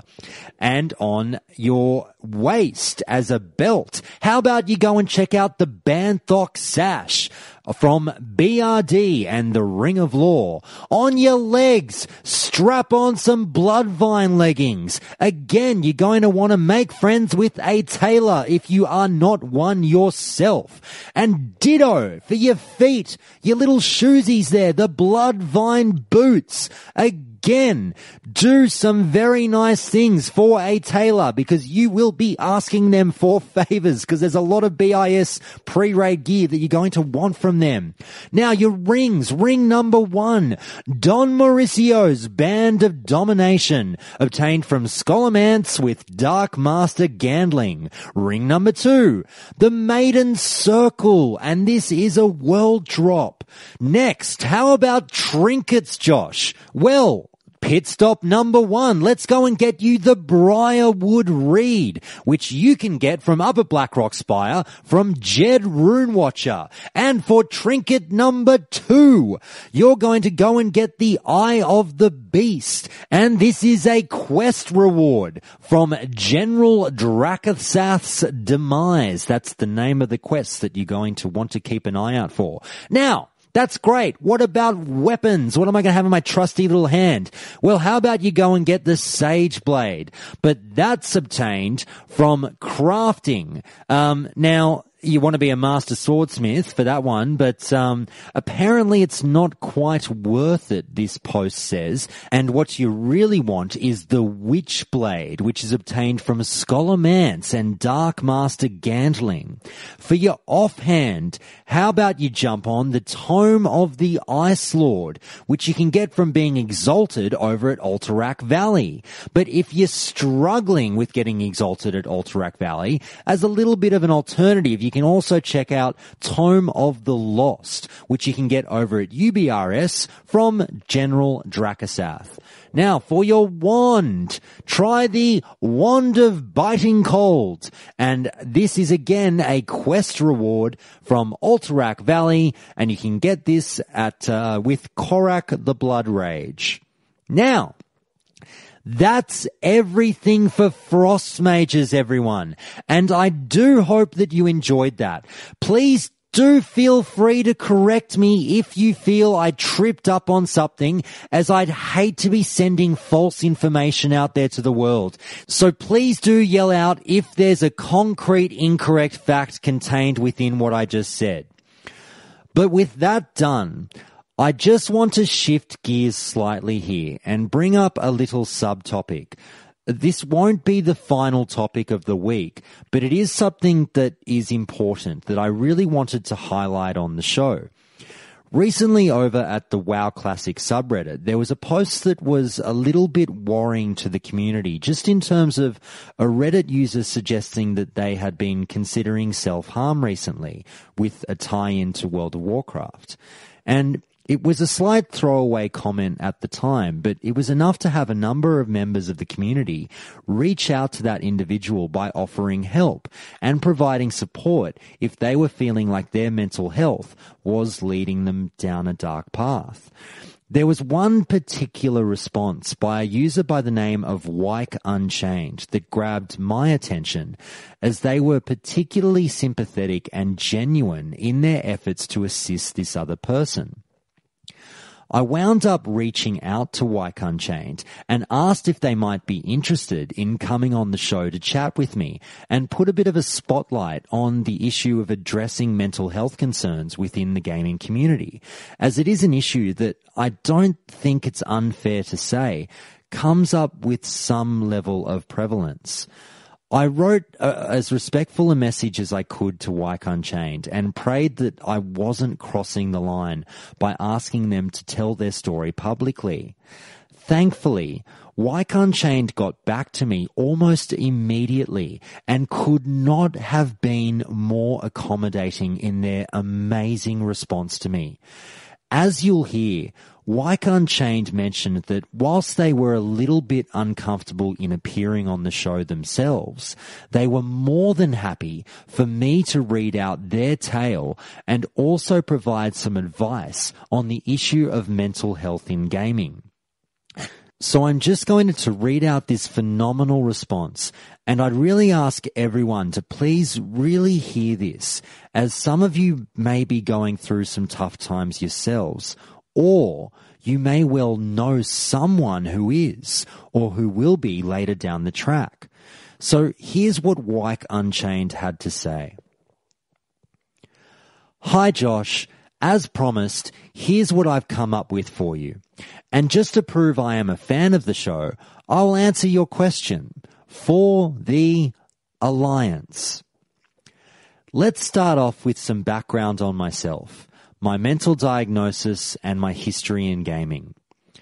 I'm currently being treated for anxiety and depression, and this has been the case on and off for around 15 years, although my issues began before that.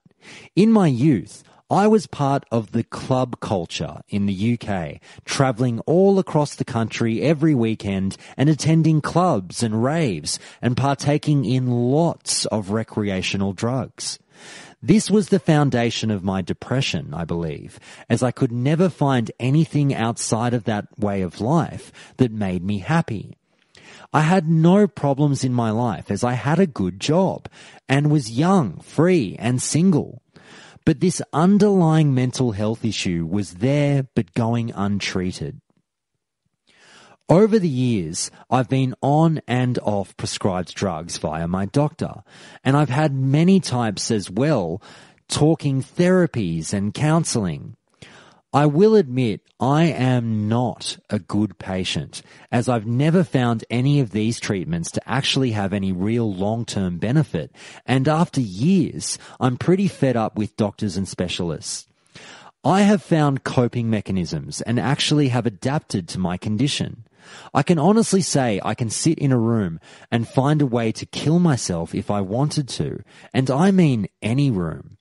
This is obviously not ideal and not healthy, but I am always willing to look for that cure or ways to make life more tolerable. And for me, World of Warcraft is a help, and I'll explain why a little later.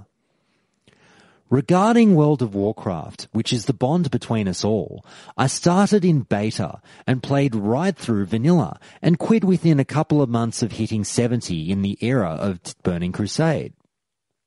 At this stage, my real life had to take priority as I had small children and my playtime was having a huge impact on my relationship, and those arguments with the lady were impacting on my mental health. I gave up World of Warcraft for about 2 years, much to my partner's relief.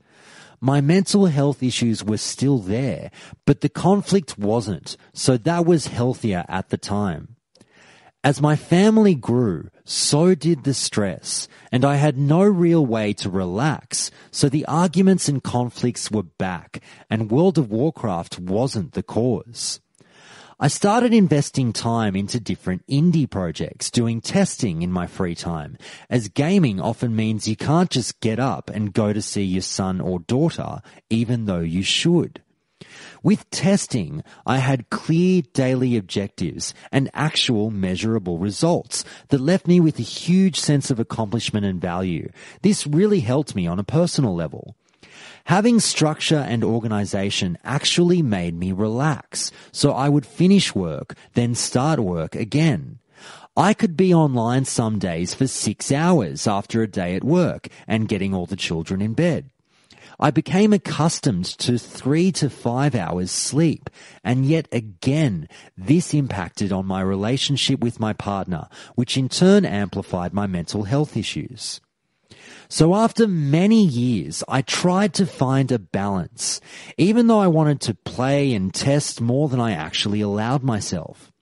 I then got interested in World of Warcraft private realms, as I could submit bug reports without having any formal agreement for testing like on a more official project. I messed around on many realms and never really had a home realm, so to speak. I stumbled on a realm called Rebirth several years later and was casually submitting bug report tickets as I played, and over time got to know a few of the staff members on a pretty chatty level. Sadly, the normal drama of private realms came into play, and eventually the owner went AWOL during a donations drive and literally left the realm offline. I don't want to go over this into too much detail, but if people want all the dirt, they can contact me on Reddit and I'll give them everything they want to know. Anyway, the realm did actually reopen under new leadership, and I became much more involved working as a GM and basically verifying and researching the reports as they came in. Rebirth closed after 6 years online as the existing staff were exhausted, and we honestly didn't have the manpower or financial resources to compete with the likes of Nostarius or Kronos, who could have 24/7 GM support and more coders than we could ever find. Since leaving the Rebirth, I've floated around many realms and done a little bit of anonymous bug reporting. Since the news of Classic, I've only been playing maybe 20 hours per week and doing less and less testing, as I honestly don't think the private scene will exist for very long once Classic goes live. Moving on to the link between gaming and mental health, I must stress everything I say is based on my personal experience with my personal medical condition, and I speak with no authority or qualification. My mental health condition is not obvious. I hold a normal job under high pressure, working long hours, and it has no real effect on me. I'm not good at crowded places, especially if my children are around, so I've learnt to avoid these situations and manage them as best I can. However, when I'm under stress, I become emotionally volatile. I can go from joking with my kids to punching a wall in a moment if something triggers me. The triggers are not always the same. It may be a child dropping a plate and the plate breaking. It could be going to the supermarket and having to wait an excessive period of time to pay.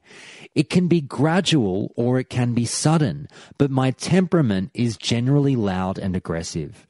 I'm not like that, but the red mist descends and I'm no longer in real control. People talking to me, I can hear, but I cannot process and act on what they are saying like a normal person would, or even myself on a normal day. I can become paranoid or even fearful, and there's no rational reason for it. I want people to understand that I am ashamed of who I am, and that's why I'm so desperate to get help, even though there is very little help available. I have tried prescribed drugs and am currently on a couple, but have found my own coping mechanisms through years of trial and error. So how does WoW come into all of this? Well, I can recognize days where I'm more likely to have an emotional outburst. I've also learnt that I can reduce the frequency by having some things that are like a fallback to get me out of embarrassing or hurting myself. One of which I will not advise or condone, but I do use cannabis on a semi-regular basis to help me relax. This is actually not helpful in the long term, as it is a psychoactive substance and can actually create paranoia.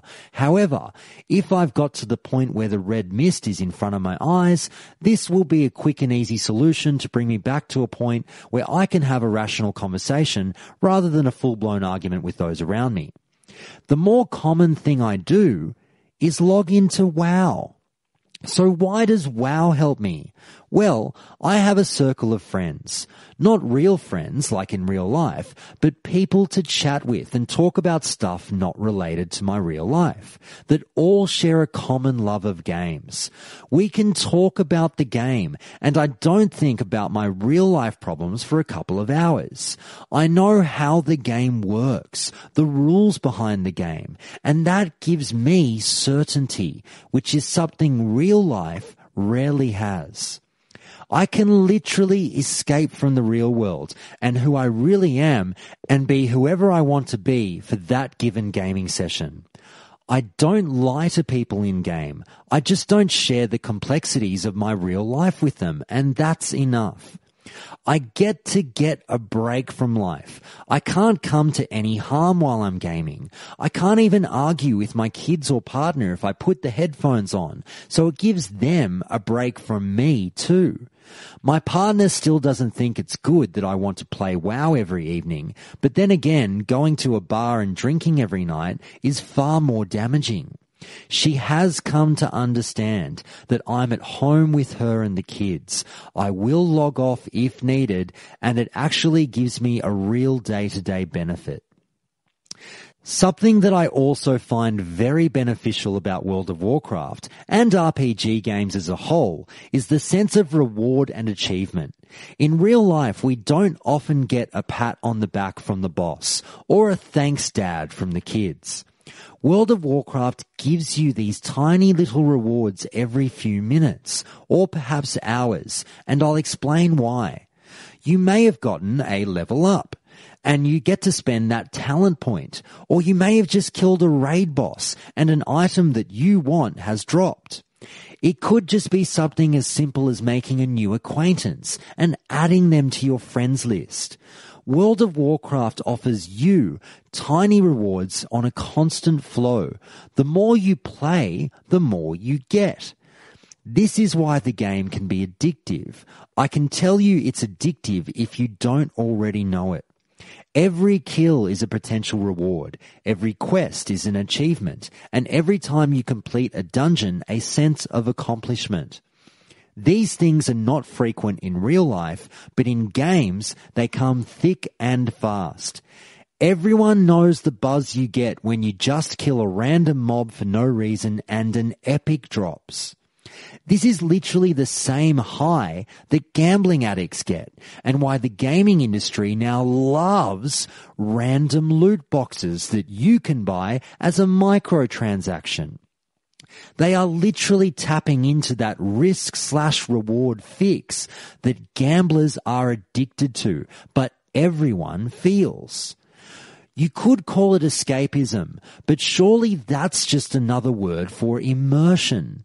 The problems arise when you start to avoid the real world in favor of the virtual world.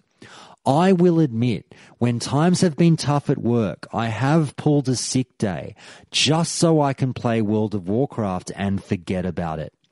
I will admit I have sat at home playing World of Warcraft while my partner goes out with our friends to a bar or the cinema, or indeed let her deal with the kids' arguments while I pretend I can't hear it with my headphones on. I will admit it has nearly broken our relationship on occasion, but thankfully between us, we have found a compromise. I do honestly worry that when Classic launches, these arguments may resurface, but I am older and wiser now and much more experienced at creating a work/WoW/life balance. So as a crazy old man, I would like to offer some advice. World of Warcraft is a great game and you should enjoy it. And if you played World of Warcraft as long as I have, you can remember the load screen advice. Remember to take all things in moderation, even World of Warcraft. And just as importantly, bring your friends to Azeroth, but don't forget to go outside Azeroth with them as well.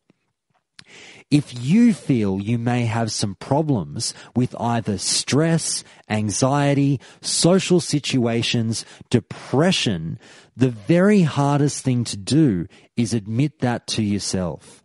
There is no normal. Everyone is a little weird or has strange habits. The problems arise when those issues start to impact on your life and your relationships with other people. World of Warcraft is not always going to be the answer, but it may be used as a tool for some people. First and foremost, speak to somebody. And I must stress this. Josh, you should make a jingle or something that makes people remember this. Suffering alone is far harder than suffering with support.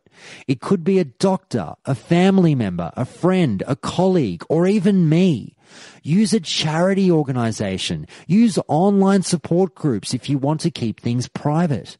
There are literally thousands of choices when it comes to talking to somebody. Just do not suffer alone. I've been very cautious of offering advice as every person is unique. Every background is unique. Every situation is unique. It may well be that talking is all the help you need, but it could be that you may want to look for medical advice later on. I think I should leave my advice to that, as I am not a doctor or a specialist or even a web expert. I'm just a normal guy on the street that has issues and has learnt over time that a problem shared is now somebody else's problem too. And leading on from that, I will tell you an anecdotal story from my days playing on the Rebirth private realm. The project admin received a personal mail via the forums from a player concerned for another player. Apparently a level 1 character had been talking about committing suicide at his place of education and taking other people with him. Whilst this could just be a troll or an attention seeker, we as staff were in a huge dilemma, as chat logs were only used in global channel and this threat had been made in public chat. There was a decision to be made, and potentially a very important one. The lead admin took it upon herself to track the character and the IP, and passed the relevant information on to the local police with details of the account. I can't honestly say if anything was done by the police or even if there was a real threat, but when it comes to the mental health of a fellow player, I think we all have a duty to at least take it as a potential threat to life. It is easy to pass it off as a troll or some raging emo kid, but we all have a human responsibility to report that even if we cannot help. Thankfully, with Classic Realms, there will be the infrastructure and safeguards in place to deal with such incidents, but players must take these matters seriously.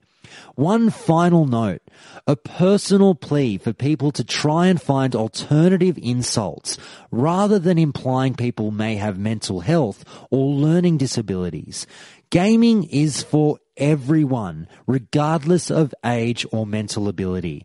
And thank you so much for allowing me to bring up such an important topic that involves everyone, both in Azeroth and the real world. Hope that's of use to you at the show and any of your listeners. I am literally happy to talk to anyone if they want to contact me via Reddit, but I can't promise I can help, but I certainly will read and reply, and perhaps even offer some places to look for help. And that's the end of Wyke Unchained's email. And thank you so much for listening to all of that. I know there was a lot there, but I think that was some very, very important information to touch on. Getting a background on Wyke Unchained's story and why he was qualified to give some form of advice and a little bit of a public service announcement to all of us who play World of Warcraft to keep an eye out for any kind of danger signs that you might encounter either in-game or on the forums. And I just want to take the time to thank Wyke Unchained so much again for bearing their soul for the show and sending through that unbelievably heartfelt, intelligent, and measured response to something that I feel is an incredibly important issue in World of Warcraft and gaming in general. This likely won't be the last time that something like this gets mentioned on the show. As fun as it is discussing Frost Mages, this, and Dire Maul that, Countdown to Classic also will be looking to tackle external factors that come into play with our experiences with the game. So I hope that all of you were okay with that little pit stop in between forum topics. But it's time for the third and final topic of Forum and Fauna.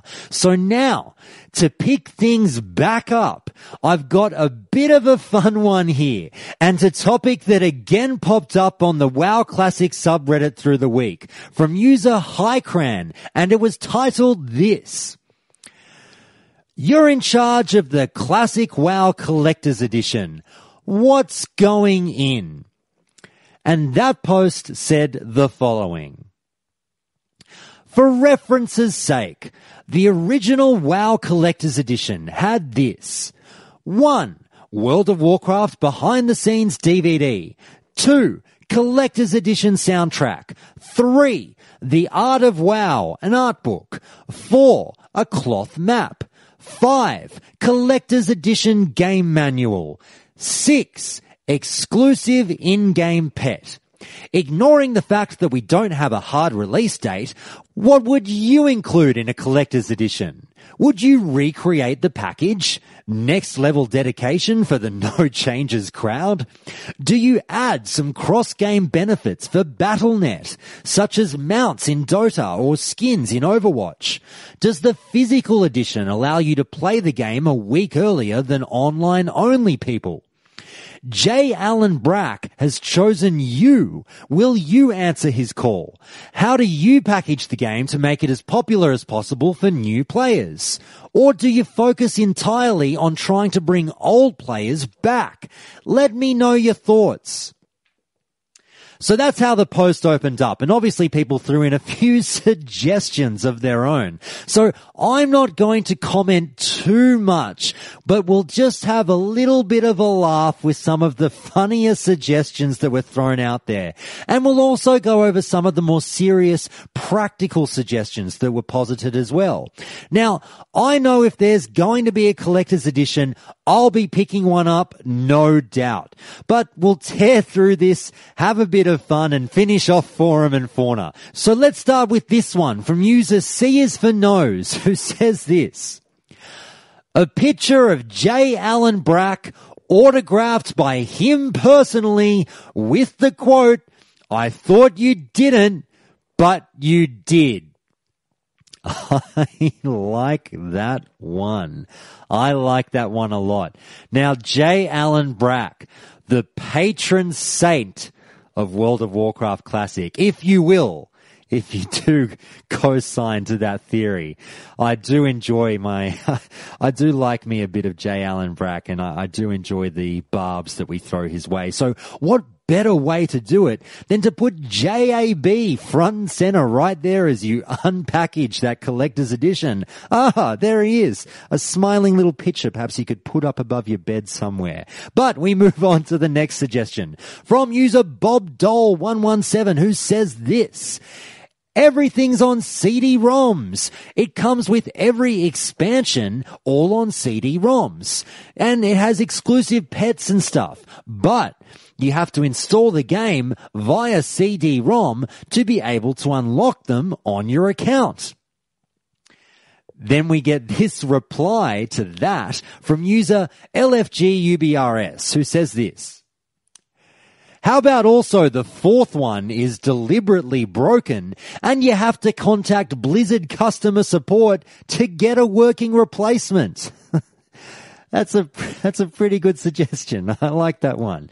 Little dig at Blizz there. I will always support a fun little tongue-in-cheek dig at Blizz. They're not infallible. They're an amazing company and everything, but let's have a bit of fun. Come on, have a laugh at yourself, Blizz. We get this next suggestion from user Zen Galactic, who says this. As cool as it would be to just have a reprint of the original collector's edition, it would cheapen the value for the people who have it somewhat. Not that I care, I never managed to get my hands on one, so personally I'm all for it. But as a celebration, I'd say repackage the old stuff, drop the DVD, the cloth map and in-game manual, and include a professionally done 15 years of WoW, or 25 by the time Classic comes out, book that includes some personal stories from long-time players, some historical facts, and focus pieces like the Corrupted Blood incident, all in a hardback with coloured pages that all focuses on Classic and interesting facts about it. For in-game stuff, the pets, obviously. For current WoW, a vanilla ice cream pet. For StarCraft 2, ice cream portraits. Diablo 3, nothing because Blizzard doesn't care. Some sprays for Overwatch. Card back for Hearthstone that looks like the box art of the original release box. Heroes of the Storm can get some free heroes. I don't know. Mostly I just want the ice cream pet. Replace the dropped DVD with a Blu-ray that's a behind the scenes of the process that they went through porting the game to the new modern hardware, different kinds of challenges, etc., etc. The old DVD is already everywhere to be seen anyway. And replace the cloth map with a metal coin that has Bolvar and Thrall running, arms locked, holding vanilla ice cream on one side, and then on the other a depiction of a generic WoW player telling people who like Classic that they're stupid and they're not allowed to have fun. That was a great one. I did enjoy that. But obviously we stray there between serious and not so serious. But there's a couple of actually pretty interesting suggestions there. And I do like the concept of perhaps obviously being Blizzard. And if something like this, let's say, they may have made it, I don't know, pre-purchase at BlizzCon or something like that. Why not tie it into the other Blizzard IPs? There's nothing particularly wrong with that. I mean, sure, it's a World of Warcraft product. And generally we want the benefits of buying a collector's edition to be a World of Warcraft benefit. But sure, why not? Go nuts. Throw it across all properties. See what we care. Just give us Classic. Quite frankly, I don't care what's in the collector's edition. Just give it to us. But we move on to the next post. And this one is from user Drobu, who says this. I doubt it was recorded, but I would love to see the discussion between Nostalrius and Blizzard included in the collector's edition. And you know what, Drobu? I'd really like to see that too. I often say to myself, and I'm sure many, many, many of you have said this as well, I would kill to have been a fly on the wall that fateful day when the Nostalrius team marched into Blizz HQ down at Irvine and had that little chat.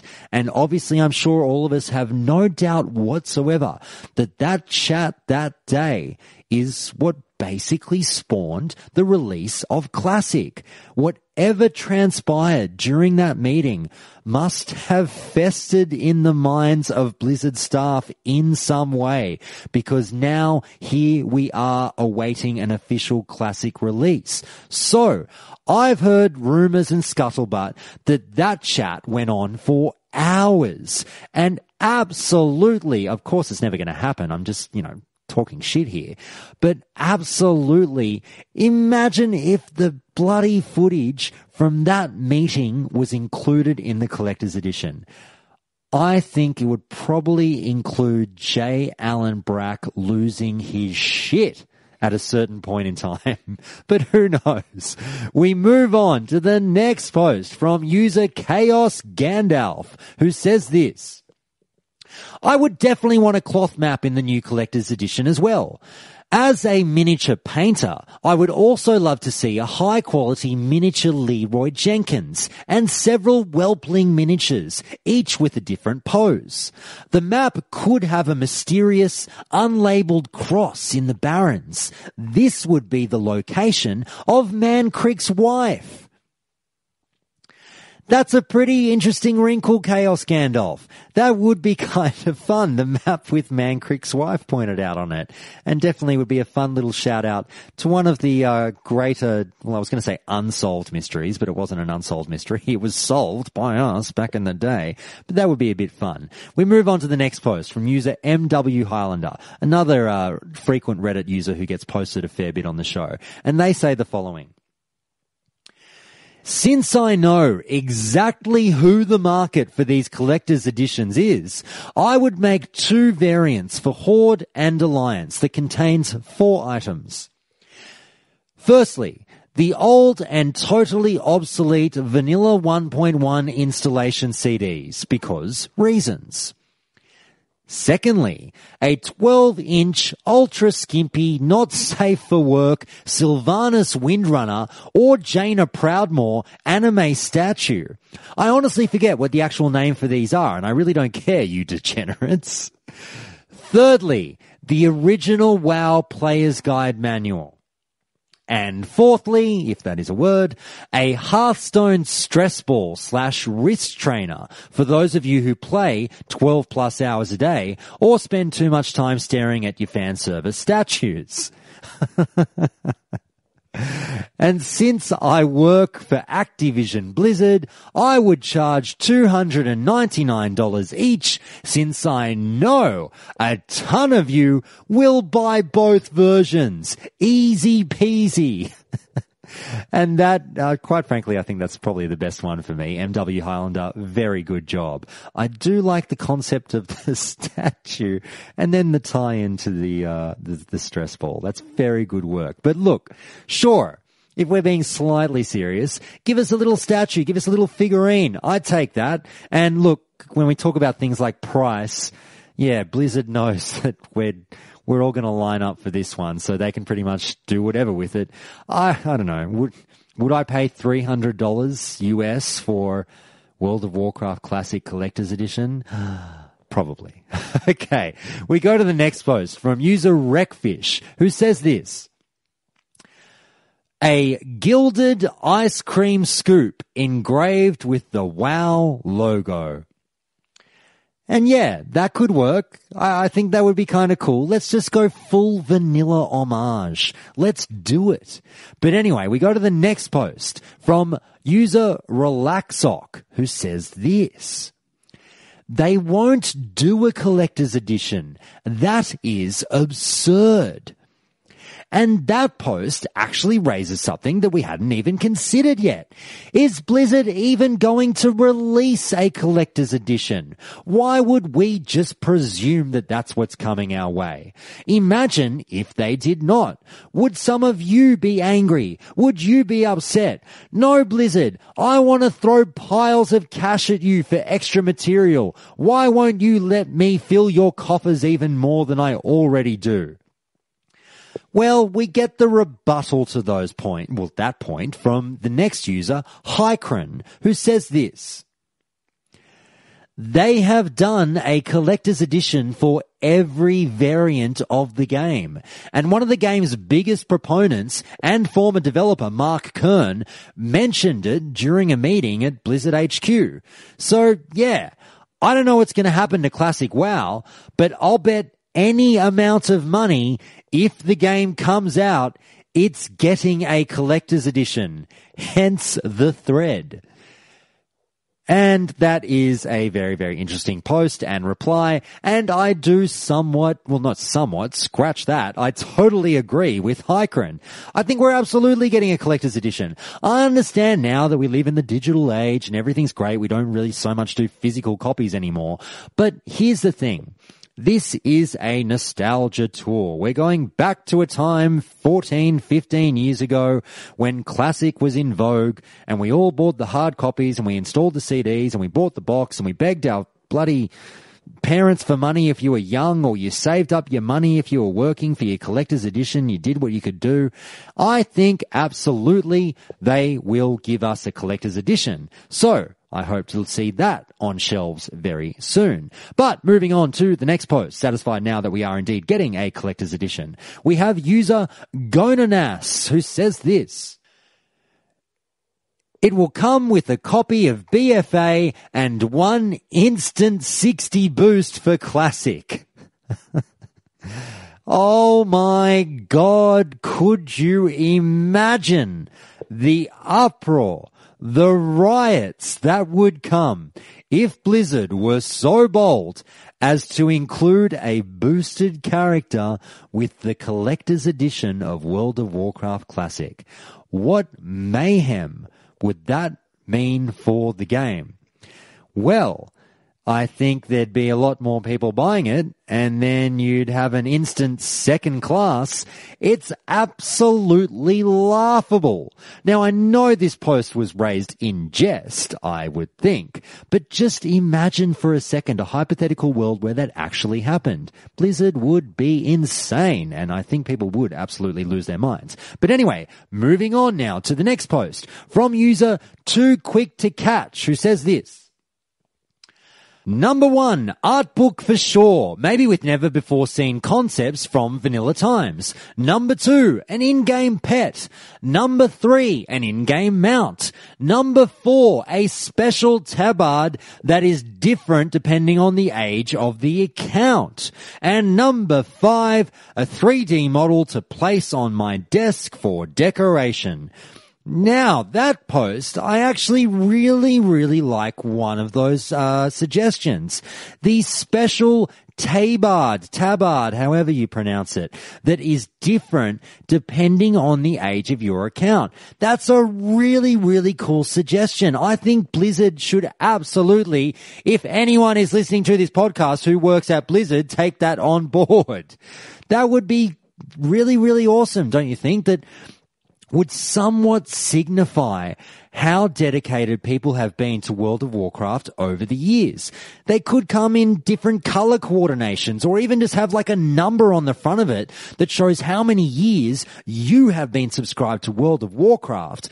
I think that's probably the best suggestion I've heard during these posts. Let me know if you agree. Write to the show at feedback@countdowntoclassic.com if you think that's really cool. Anyway, moving on to the last post of what has been an epic forum and fauna for the week.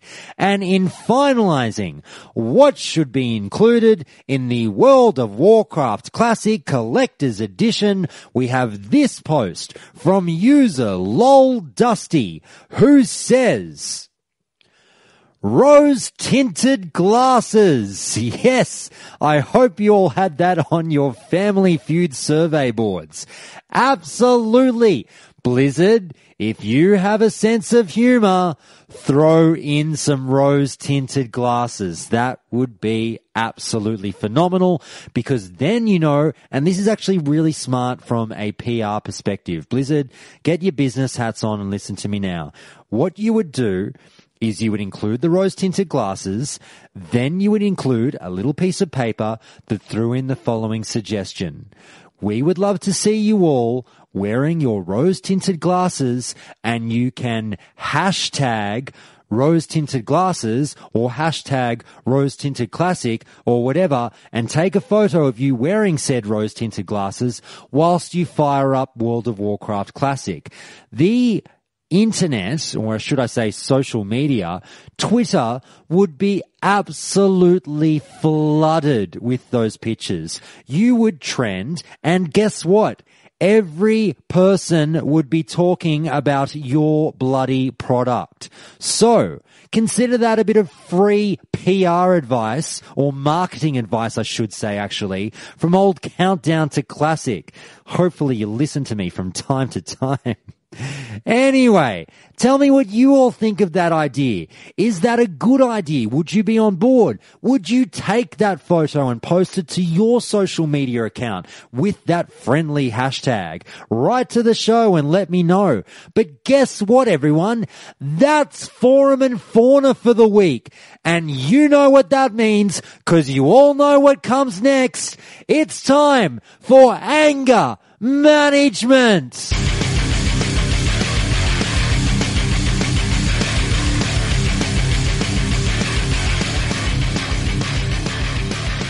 Each episode, Countdown to Classic brings you some of the angriest posts that I've found throughout the forums in the week. So we start with this one from Liam at the official forums, who says this: I know Frost Mages have been trained with nerf threads since the dawn of WoW. Wonder if there's a hidden link to why that is.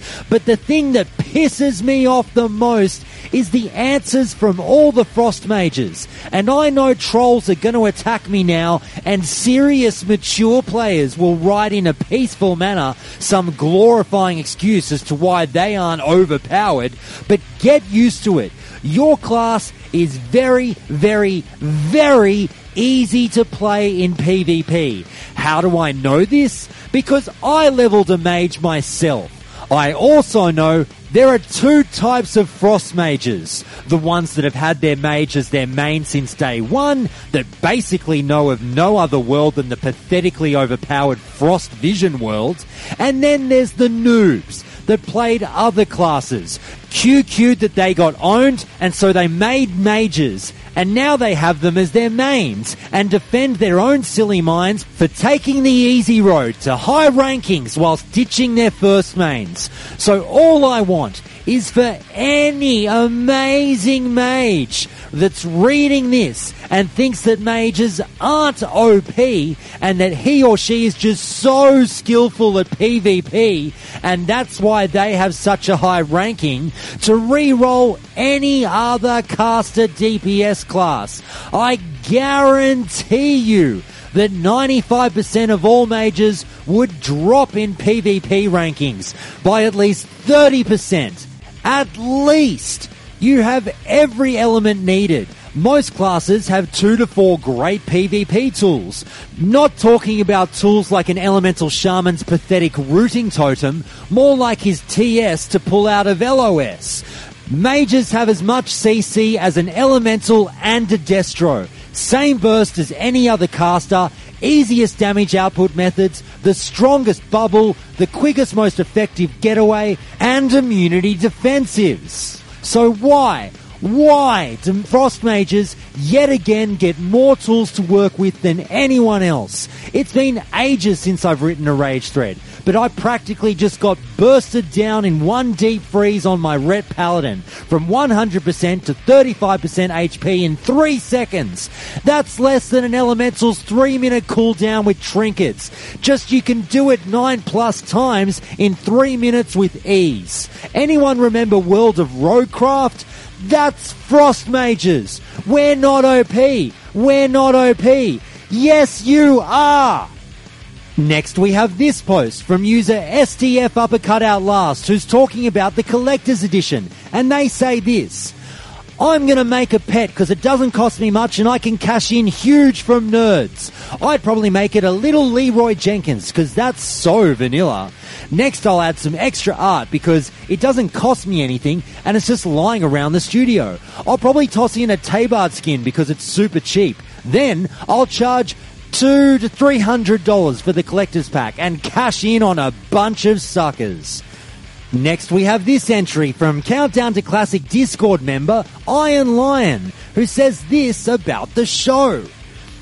There's something that bothers me about the old interviews. I know the island question has been removed in favour of the road trip question because everyone answers so intelligently by selecting an NPC who can get the pair off the island. But isn't that disregarding the question and by extension not intelligent at all? The question itself states you are stuck on the island. If you pick someone because of their ability to remove you from the island, then you aren't stuck there, are you? You've missed the point completely.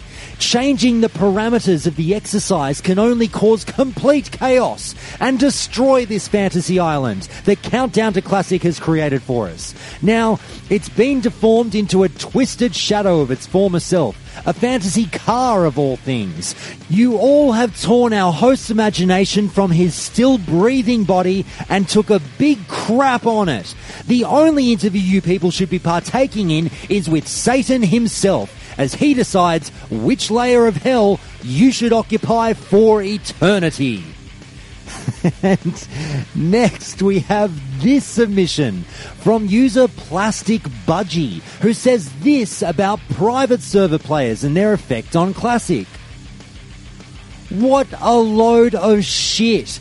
They won't ruin it, they will help make it. These people are the reason we're getting Classic servers.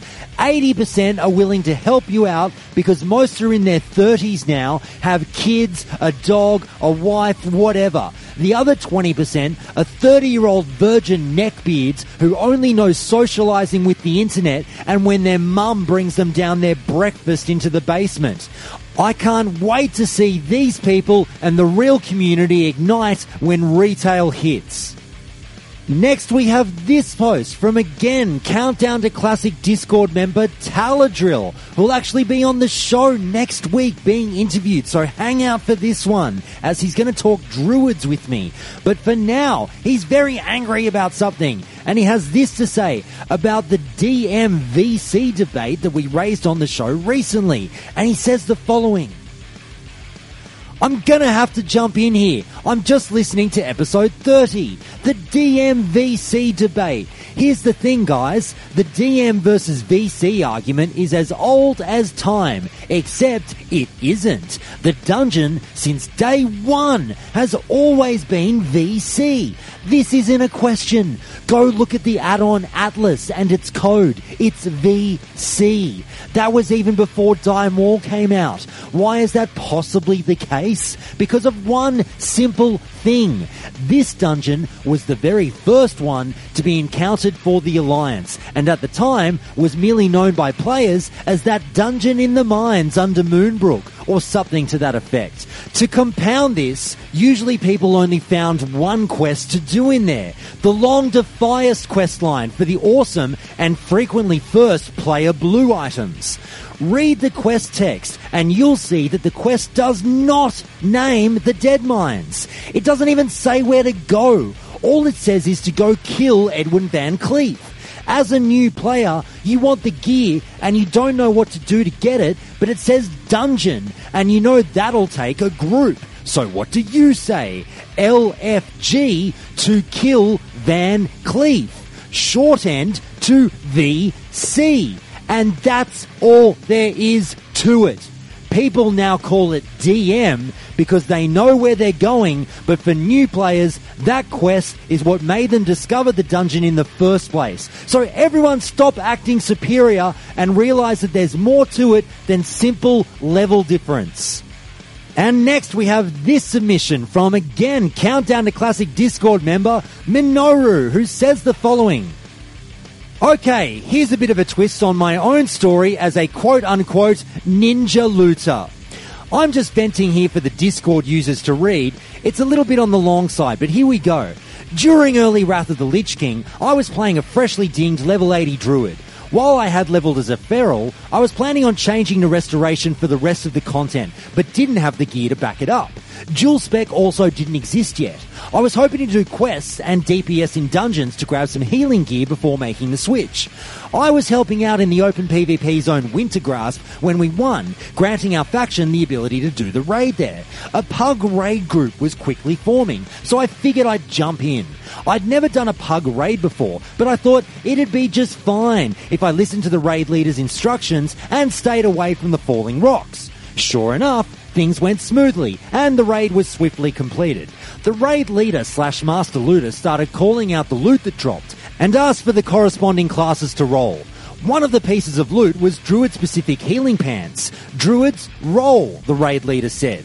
Seeing that I was a druid, and that I would definitely use it in the near future, I rolled on the pants. So too did the one other druid in the raid. I won the roll, and the leader gave me the pants. The other druid looked at my character and saw that I was feral spec, and went ballistic, sending a flurry of angry whispers at me. Are you freaking serious? How dare you roll on those pants? You're feral. You can't roll on off-spec loot. I'm restoration. I deserve that loot more than you. Honestly, I'm sugarcoating his words. He was far more venomous than that.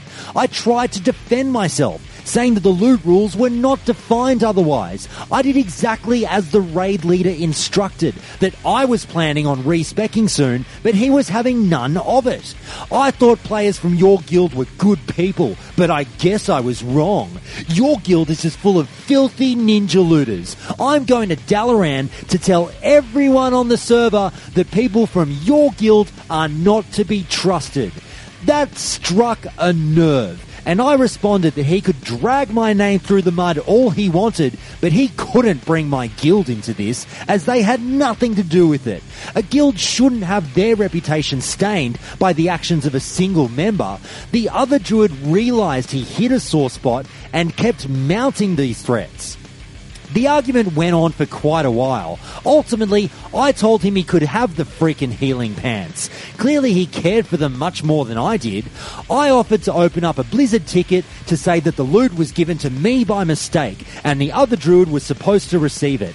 He agreed to renege on his threats if he got the pants. Sure enough, the ticket resolved, and the pants were removed from my inventory and placed into his. I never spoke to him again. I hate that he leveraged my loyalty to my guild to get what he wanted. The whole thing could have been avoided if the loot rules were made clear at the beginning of the raid, or if this guy had been a bit more mature and just let it go. But he screamed like a petulant child until he got his way. Next, we have again another Countdown to Classic Discord member, and Wilson Ma, a Countdown Council member, chimes in with this one.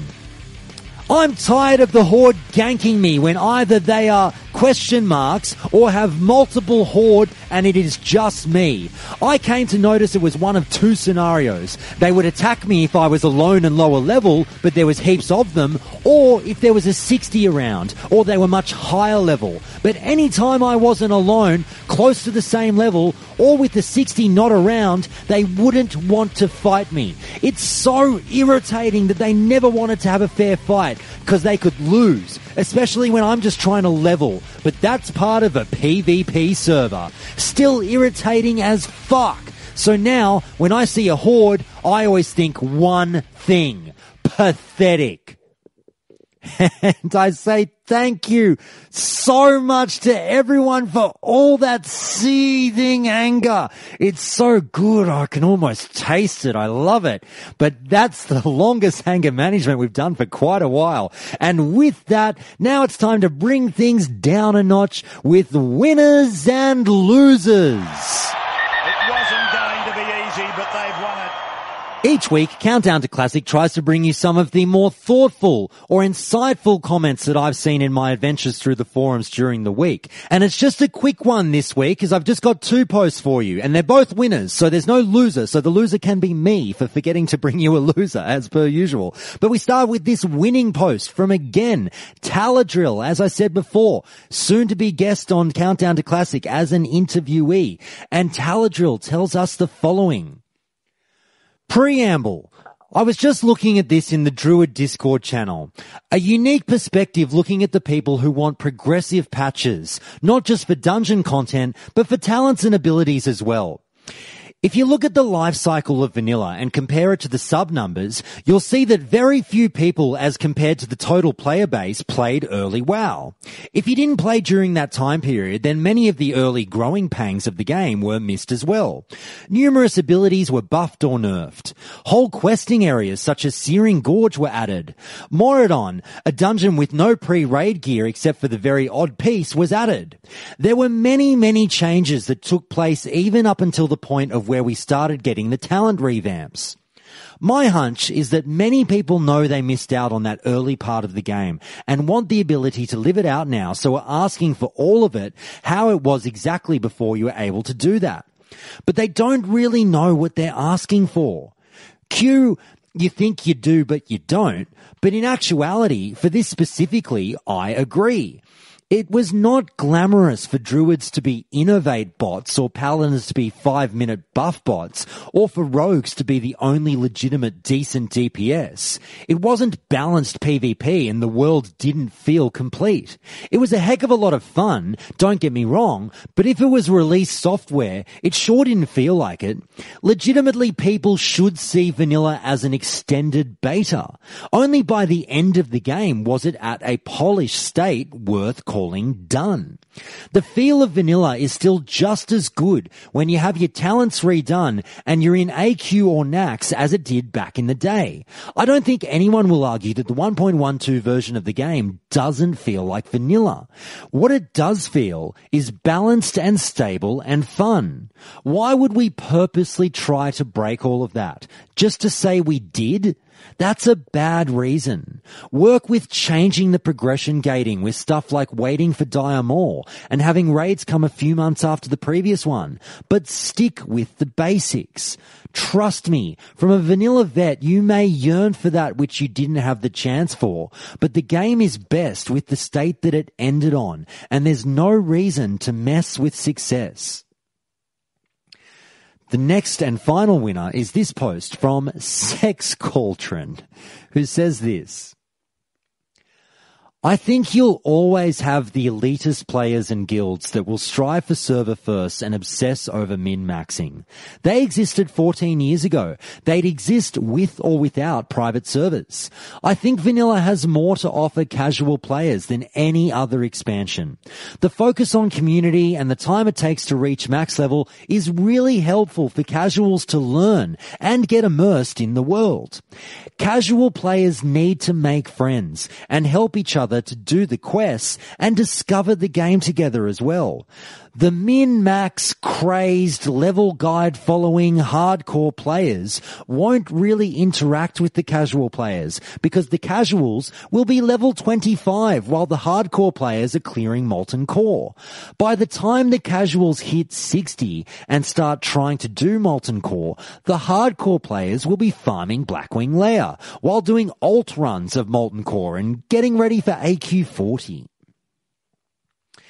And that's winners and losers for the week. So now we go to Memory Lane.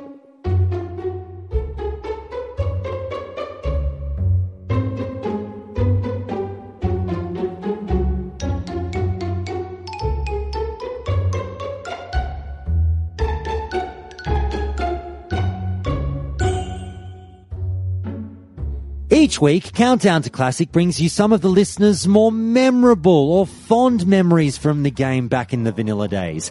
And the first Memory Lane story we have this week is from Countdown Council member Borzen, who tells us this. Well, I remember when I was very new to the game and had just rolled my first Alliance character, a human rogue. The leveling process was what I would call suboptimal. I was very young when I started playing, so my knowledge of the English language was very limited, which meant questing was a real hassle. Many of the quests that I got through was simply because of luck or that somebody was nice enough to point out what I was supposed to do and which way to go. I got so tired of trying to figure out quests by the time I was level 20, so when I got to Duskwood, I farmed mobs, all the way up to level 30.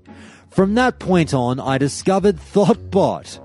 I still managed to find it very entertaining somehow. Next we have this submission from Naduz, who tells us this. Hey Josh, my in-game name is Naduz and I started playing WoW in April 2005. I currently live in Japan, but I come from France and I played WoW there. My first character ever was a Night Elf Hunter. Fast forward to level 15-ish and I read on a fan site that I could tame a raptor if I went to the Barrens. Not knowing where that was, I looked up a map and told myself that it wasn't too far to go, and so I started planning for my trip. After a few minutes of running, I entered Ashenvale. Soon after entering that zone, I got attacked by a level 18 wolf, and after a tough battle, I managed to just kill it. Indeed, I wasn't ready for this zone just yet, but hopefully I could get through it just by avoiding monsters. After looting the wolf, I went on with my quest to go and get this raptor. It hadn't even been 50 meters that I traversed when another wolf started to charge at me. This one was a level 21, but my body was ready. 20 meters until impact, I had to deal as much damage as I could before it reached melee range. 10 meters until impact, I haven't dealt much damage. This is going to be a tough... Wait, the wolf turned into a troll. What's going on? Why did this wolf suddenly become a troll? In complete shock, I couldn't offer any resistance to the overwhelming opponent, and as I realized it was in fact a horde player, I died underneath his axe. My journey went on, and after a very long walk, which seemed a lot closer when I looked on the map, I finally entered the Barrens. I knew that this was enemy territory, and I readied my mind to get my revenge on the filthy horde. Soon after entering the zone, I met a purple raptor that I tamed. This raptor, Rex, would go on to become my partner for the next year. My quest completed, I decided to exact my revenge on the nearest orcs, slaying them one after the other, until I realized a few minutes later that I was actually killing orc mobs, the Burning Legion ones around the mountain. Disheartened, I decided to make the horde pay later. Disheartened, I decided to just make the horde pay later. Vengeance is a dish best served cold after all. Next we have this submission from Jack, who says the following. Hey Josh, much love from the state of Minnesota. Love the podcast and would like to share my short stories for memory lane. My friend Brian and I would always play WoW at my house since his parents wouldn't let him play WoW. The first story is that we would love to join Battlegrounds and say, buffs please, every time, after every res and whenever we could. Then another day we had a troll mage we made. We would conjure food and started selling the food, standing in front of Orgrimmar and trying to sell it. We freaked out when someone gave us 3 gold for it once. And finally, one day, Brian got me banned. We never really figured out how or why, but he got me banned during a dungeon. Anyways, keep up the content. Next, we have this one from Discord member Cough Drop, who says the following. One fun memory I have from the olden days is when myself and my boyfriend at the time would mess with the people and players of Lakeshire and Red Ridge Mountains. As a frost mage and a hunter, we would kite an elite black drake from the burning steppes all the way down to Lakeshire, and then just stand by and watch as it wreaked havoc amongst the inhabitants. Ah, youth. Next we have this one from Discord member Lee509, who says this. Hey Josh, when I started in WoW, I immediately created a Tauren warrior because they were huge cows. Nothing would be able to take down a mighty Tauren warrior. Boy, I couldn't have been more wrong. Nearly every level 1 to 2 wolf would wreck my day with relative ease. So being new, I decided to hell with these quests. I'm going to go explore. As I trotted off towards Bloodhoof Village, I realized that I needed to stay on the path the entire way. It took me many deaths from low-level wolves and swoops that were close enough to the road to see me, sense my fear, and then attack. I don't think that I've ever had as much fun dying in a video game as I did. Man, once I eventually got to Thunderbluff though, I was just amazed at everything going on in that giant city that had elevators. Thanks for taking the time to read this, as I'm really enjoying the podcast as I walk 13 miles a day for my job. Jeez, that's a lot of walking. But next we have this one from listener Wilson Ma and Countdown Council member, who says this: there always seemed to be some drama in our guild. Besides that, they hated paladins, which I played, and were always last for gear. But I specifically recall 2 instances. Firstly, our priest officer / lead wanted to bring his hunter alt on a run and play as hunter instead of the priest. Well, apparently other guild leaders and officers didn't like this idea and told him no. We were in the middle of a Blackwing Lair run and clearing to a boss, and then the priest left the guild. We knew him in real life, which made it even more ridiculous, and he messaged me since I was a semi-new paladin officer. He told me to stand up for myself and keep a spine, that I'll need it. Then wished me good luck and was on his way. It's really sad looking back. It was just a game, even though he was geared with full tier 2 and other epics, but still. Secondly, we were raiding Nax, either Noth or Hygen in the play quarter, and our hunter officer / guild leader was getting all pissy about something. Specifically, I don't recall what it was, but he kept bitching about something the raid group was or wasn't doing. So what does he do? He hearths in the middle of the raid. The worst part is that they let him back in the raid and he headed back within 10 minutes. I was between 15 to 17 years old at the time, and I thought it was extremely childish and absurd. The more I think about it, even though we cleared half of Nax, our guild was full of childish people. I was the youngest in the guild and think the same way that I do now. It was ridiculous behaviour. Everyone else was my age now, being 29 or older, and some were even in their 40s, which makes it even worse. And with that, that's the memory lane cupboard cleaned out again, people. So guess what? You know what that means. I need more now. If you have a funny story from back in the day with Vanilla, write to the show and let me know about it at feedback@countdowntoclassic.com, and I will read it out. But with all that, guess what? This has been a freaking epic episode, and we're almost done. Just a few little cleanups and shout outs. So I'm going to start with actually a fair few cleanups. I apologize for that. So don't go anywhere.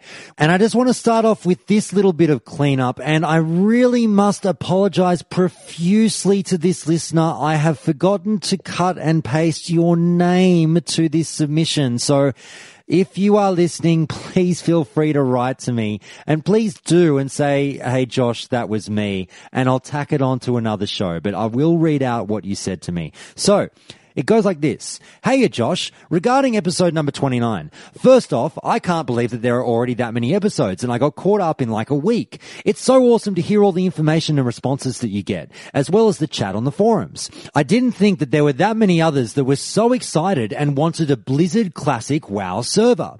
Anyway, I'm just providing my feelings towards the Horde. Whether or not you use it for something is up to you.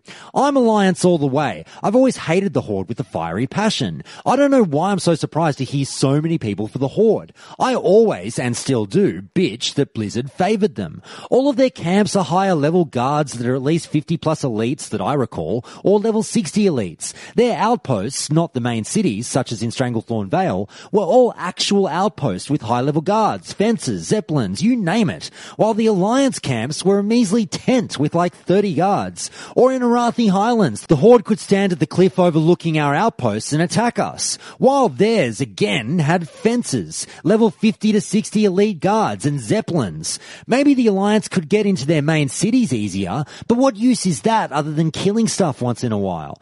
I don't recall hearing this stuff happening very often when I played.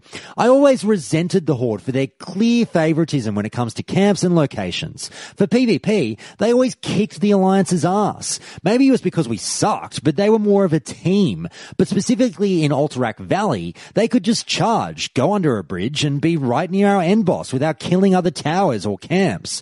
But the Alliance could not bypass to their boss without passing through their entire bases and camps. I will play the Alliance no matter what. I'll just bitch about the Horde and being favored whenever I get camped endlessly. Ha ha. Which is very infuriating when you are lower level and constantly getting ganked by question marks. Not to mention that they have better racial abilities, for the most part. And thank you so much to that listener for writing into the show. Here's the deal, basically, people. If you write into the show with a thoughtful comment, I will read it out for the most part. This is because I'm not obviously getting absolutely swamped by responses, but it touches my heart when you write to the show, and I don't want that to just stay between us. That's why I will read it out and take the time for you if you've taken the time for me. Next, we have this one from Chrono Reaper, who says this. I just listened to your podcast on Thrall. He really isn't Mr. Perfect. When Elemental Shamans got their artifact weapon, Doomhammer, in the expansion Legion, it was literally handed down to the player by Thrall, as he hinted that he lost his shaman powers, as the elements aren't answering to him. Even though he doesn't explain why the elements aren't answering his calls anymore, it's likely believed... Hello, elements? It's me, Thrall. Are you there? It's likely believed because he committed a misuse of his shaman powers against Garrosh Hellscream in a battle of Mak-Gorah in the previous expansion's Warlords of Draenor. Using magic in Mak-Gorah is considered dishonorable. And yes, we all know that, absolutely. Thank you for that great submission. We all know that from the Warcraft movie, which I covered in episode 15. If you want to have a good laugh about the Warcraft movie and Mak-Gorah, please go back and listen to that episode. Anyway, we have next this one from Valdar, who says this. Side note on the ninja discussion in episode 29. There are ways to fight the mining nodes / herb ninjas depending on your race or class. I would often find myself fighting mobs guarding a mining node when someone would run up and start swinging away with their pickaxe. As a night elf, I could pop a quick shadow meld to drop aggro, watch the mob run straight to the potential ninja, and start mining it myself as they found themselves suddenly accosted by that guarding ghoul. It is oddly satisfying. And finally, just for a bit of cleanup, I just want to let you all know that if you did enjoy that interview with Turocco, all about tanking in episode number 28, there was a fair bit of back and forth in response to that episode over at the WoW Classic subreddit. And Turocco himself chimed in with a little bit of cleanup on the topic as well. So I do ask that if you were interested in that particular episode, go over to Reddit and have a look at that little bit of information because it's a great read. Anyway, I just want to get to a few shout outs now. And this first one goes to Andreas Nelmon, who says this. Hi Josh, I just wanted to say hi and tell you that I love the podcast. I just started listening and I'm currently 6 episodes in. And you know what? I'm from Sweden. Always funny to hear about Swedes representing. Keep up the good work. And thank you very much for writing the show, Andreas. And yes, we obviously have a lot of Swedish listeners, and I've mentioned that before on the show. Shout out to Sweden. Thank you all my Swedish listeners, and please do keep on listening. You guys absolutely rip it up on Spotify. God, the stats show it, I can tell you that much. Anyway, next we have this one from Ellipse over at Twitter, who wrote to me with the following. Hi. Follow up on that episode, being the role-playing interview with King Mike is what they're referencing. My add-on, Total RP 3, has an ERP content filter built in to mute role-playing profiles with mature content. It's enabled by default if you have parental control enabled. It's super effective to triage profiles in Pornshare. And I say thanks very much for writing to me and letting me know about that, Ellipse. We had a lot of fun in that episode. There was a lot of information that went down. And that's great that you wrote an add-on too and you got into the role-playing scene. And clearly, if people are interested in role-playing, they should probably check out your add-on, Total RP 3.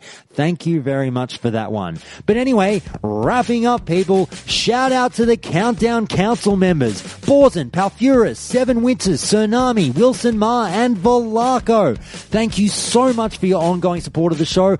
You know that the show would not be the same without you. Thank you so much. And also a huge thank you to supporters Myrtle Banks and Rarebit, as always. Now, just to let you all know what's coming up on the show, obviously next week I want to get back to the way things have usually been. Well, actually we did it this week as well. It's going to be an interview, a forum show, and also a lore episode. I'm not sure what order that's going to come to you in, but it's more than likely you're probably going to get the interview on Monday.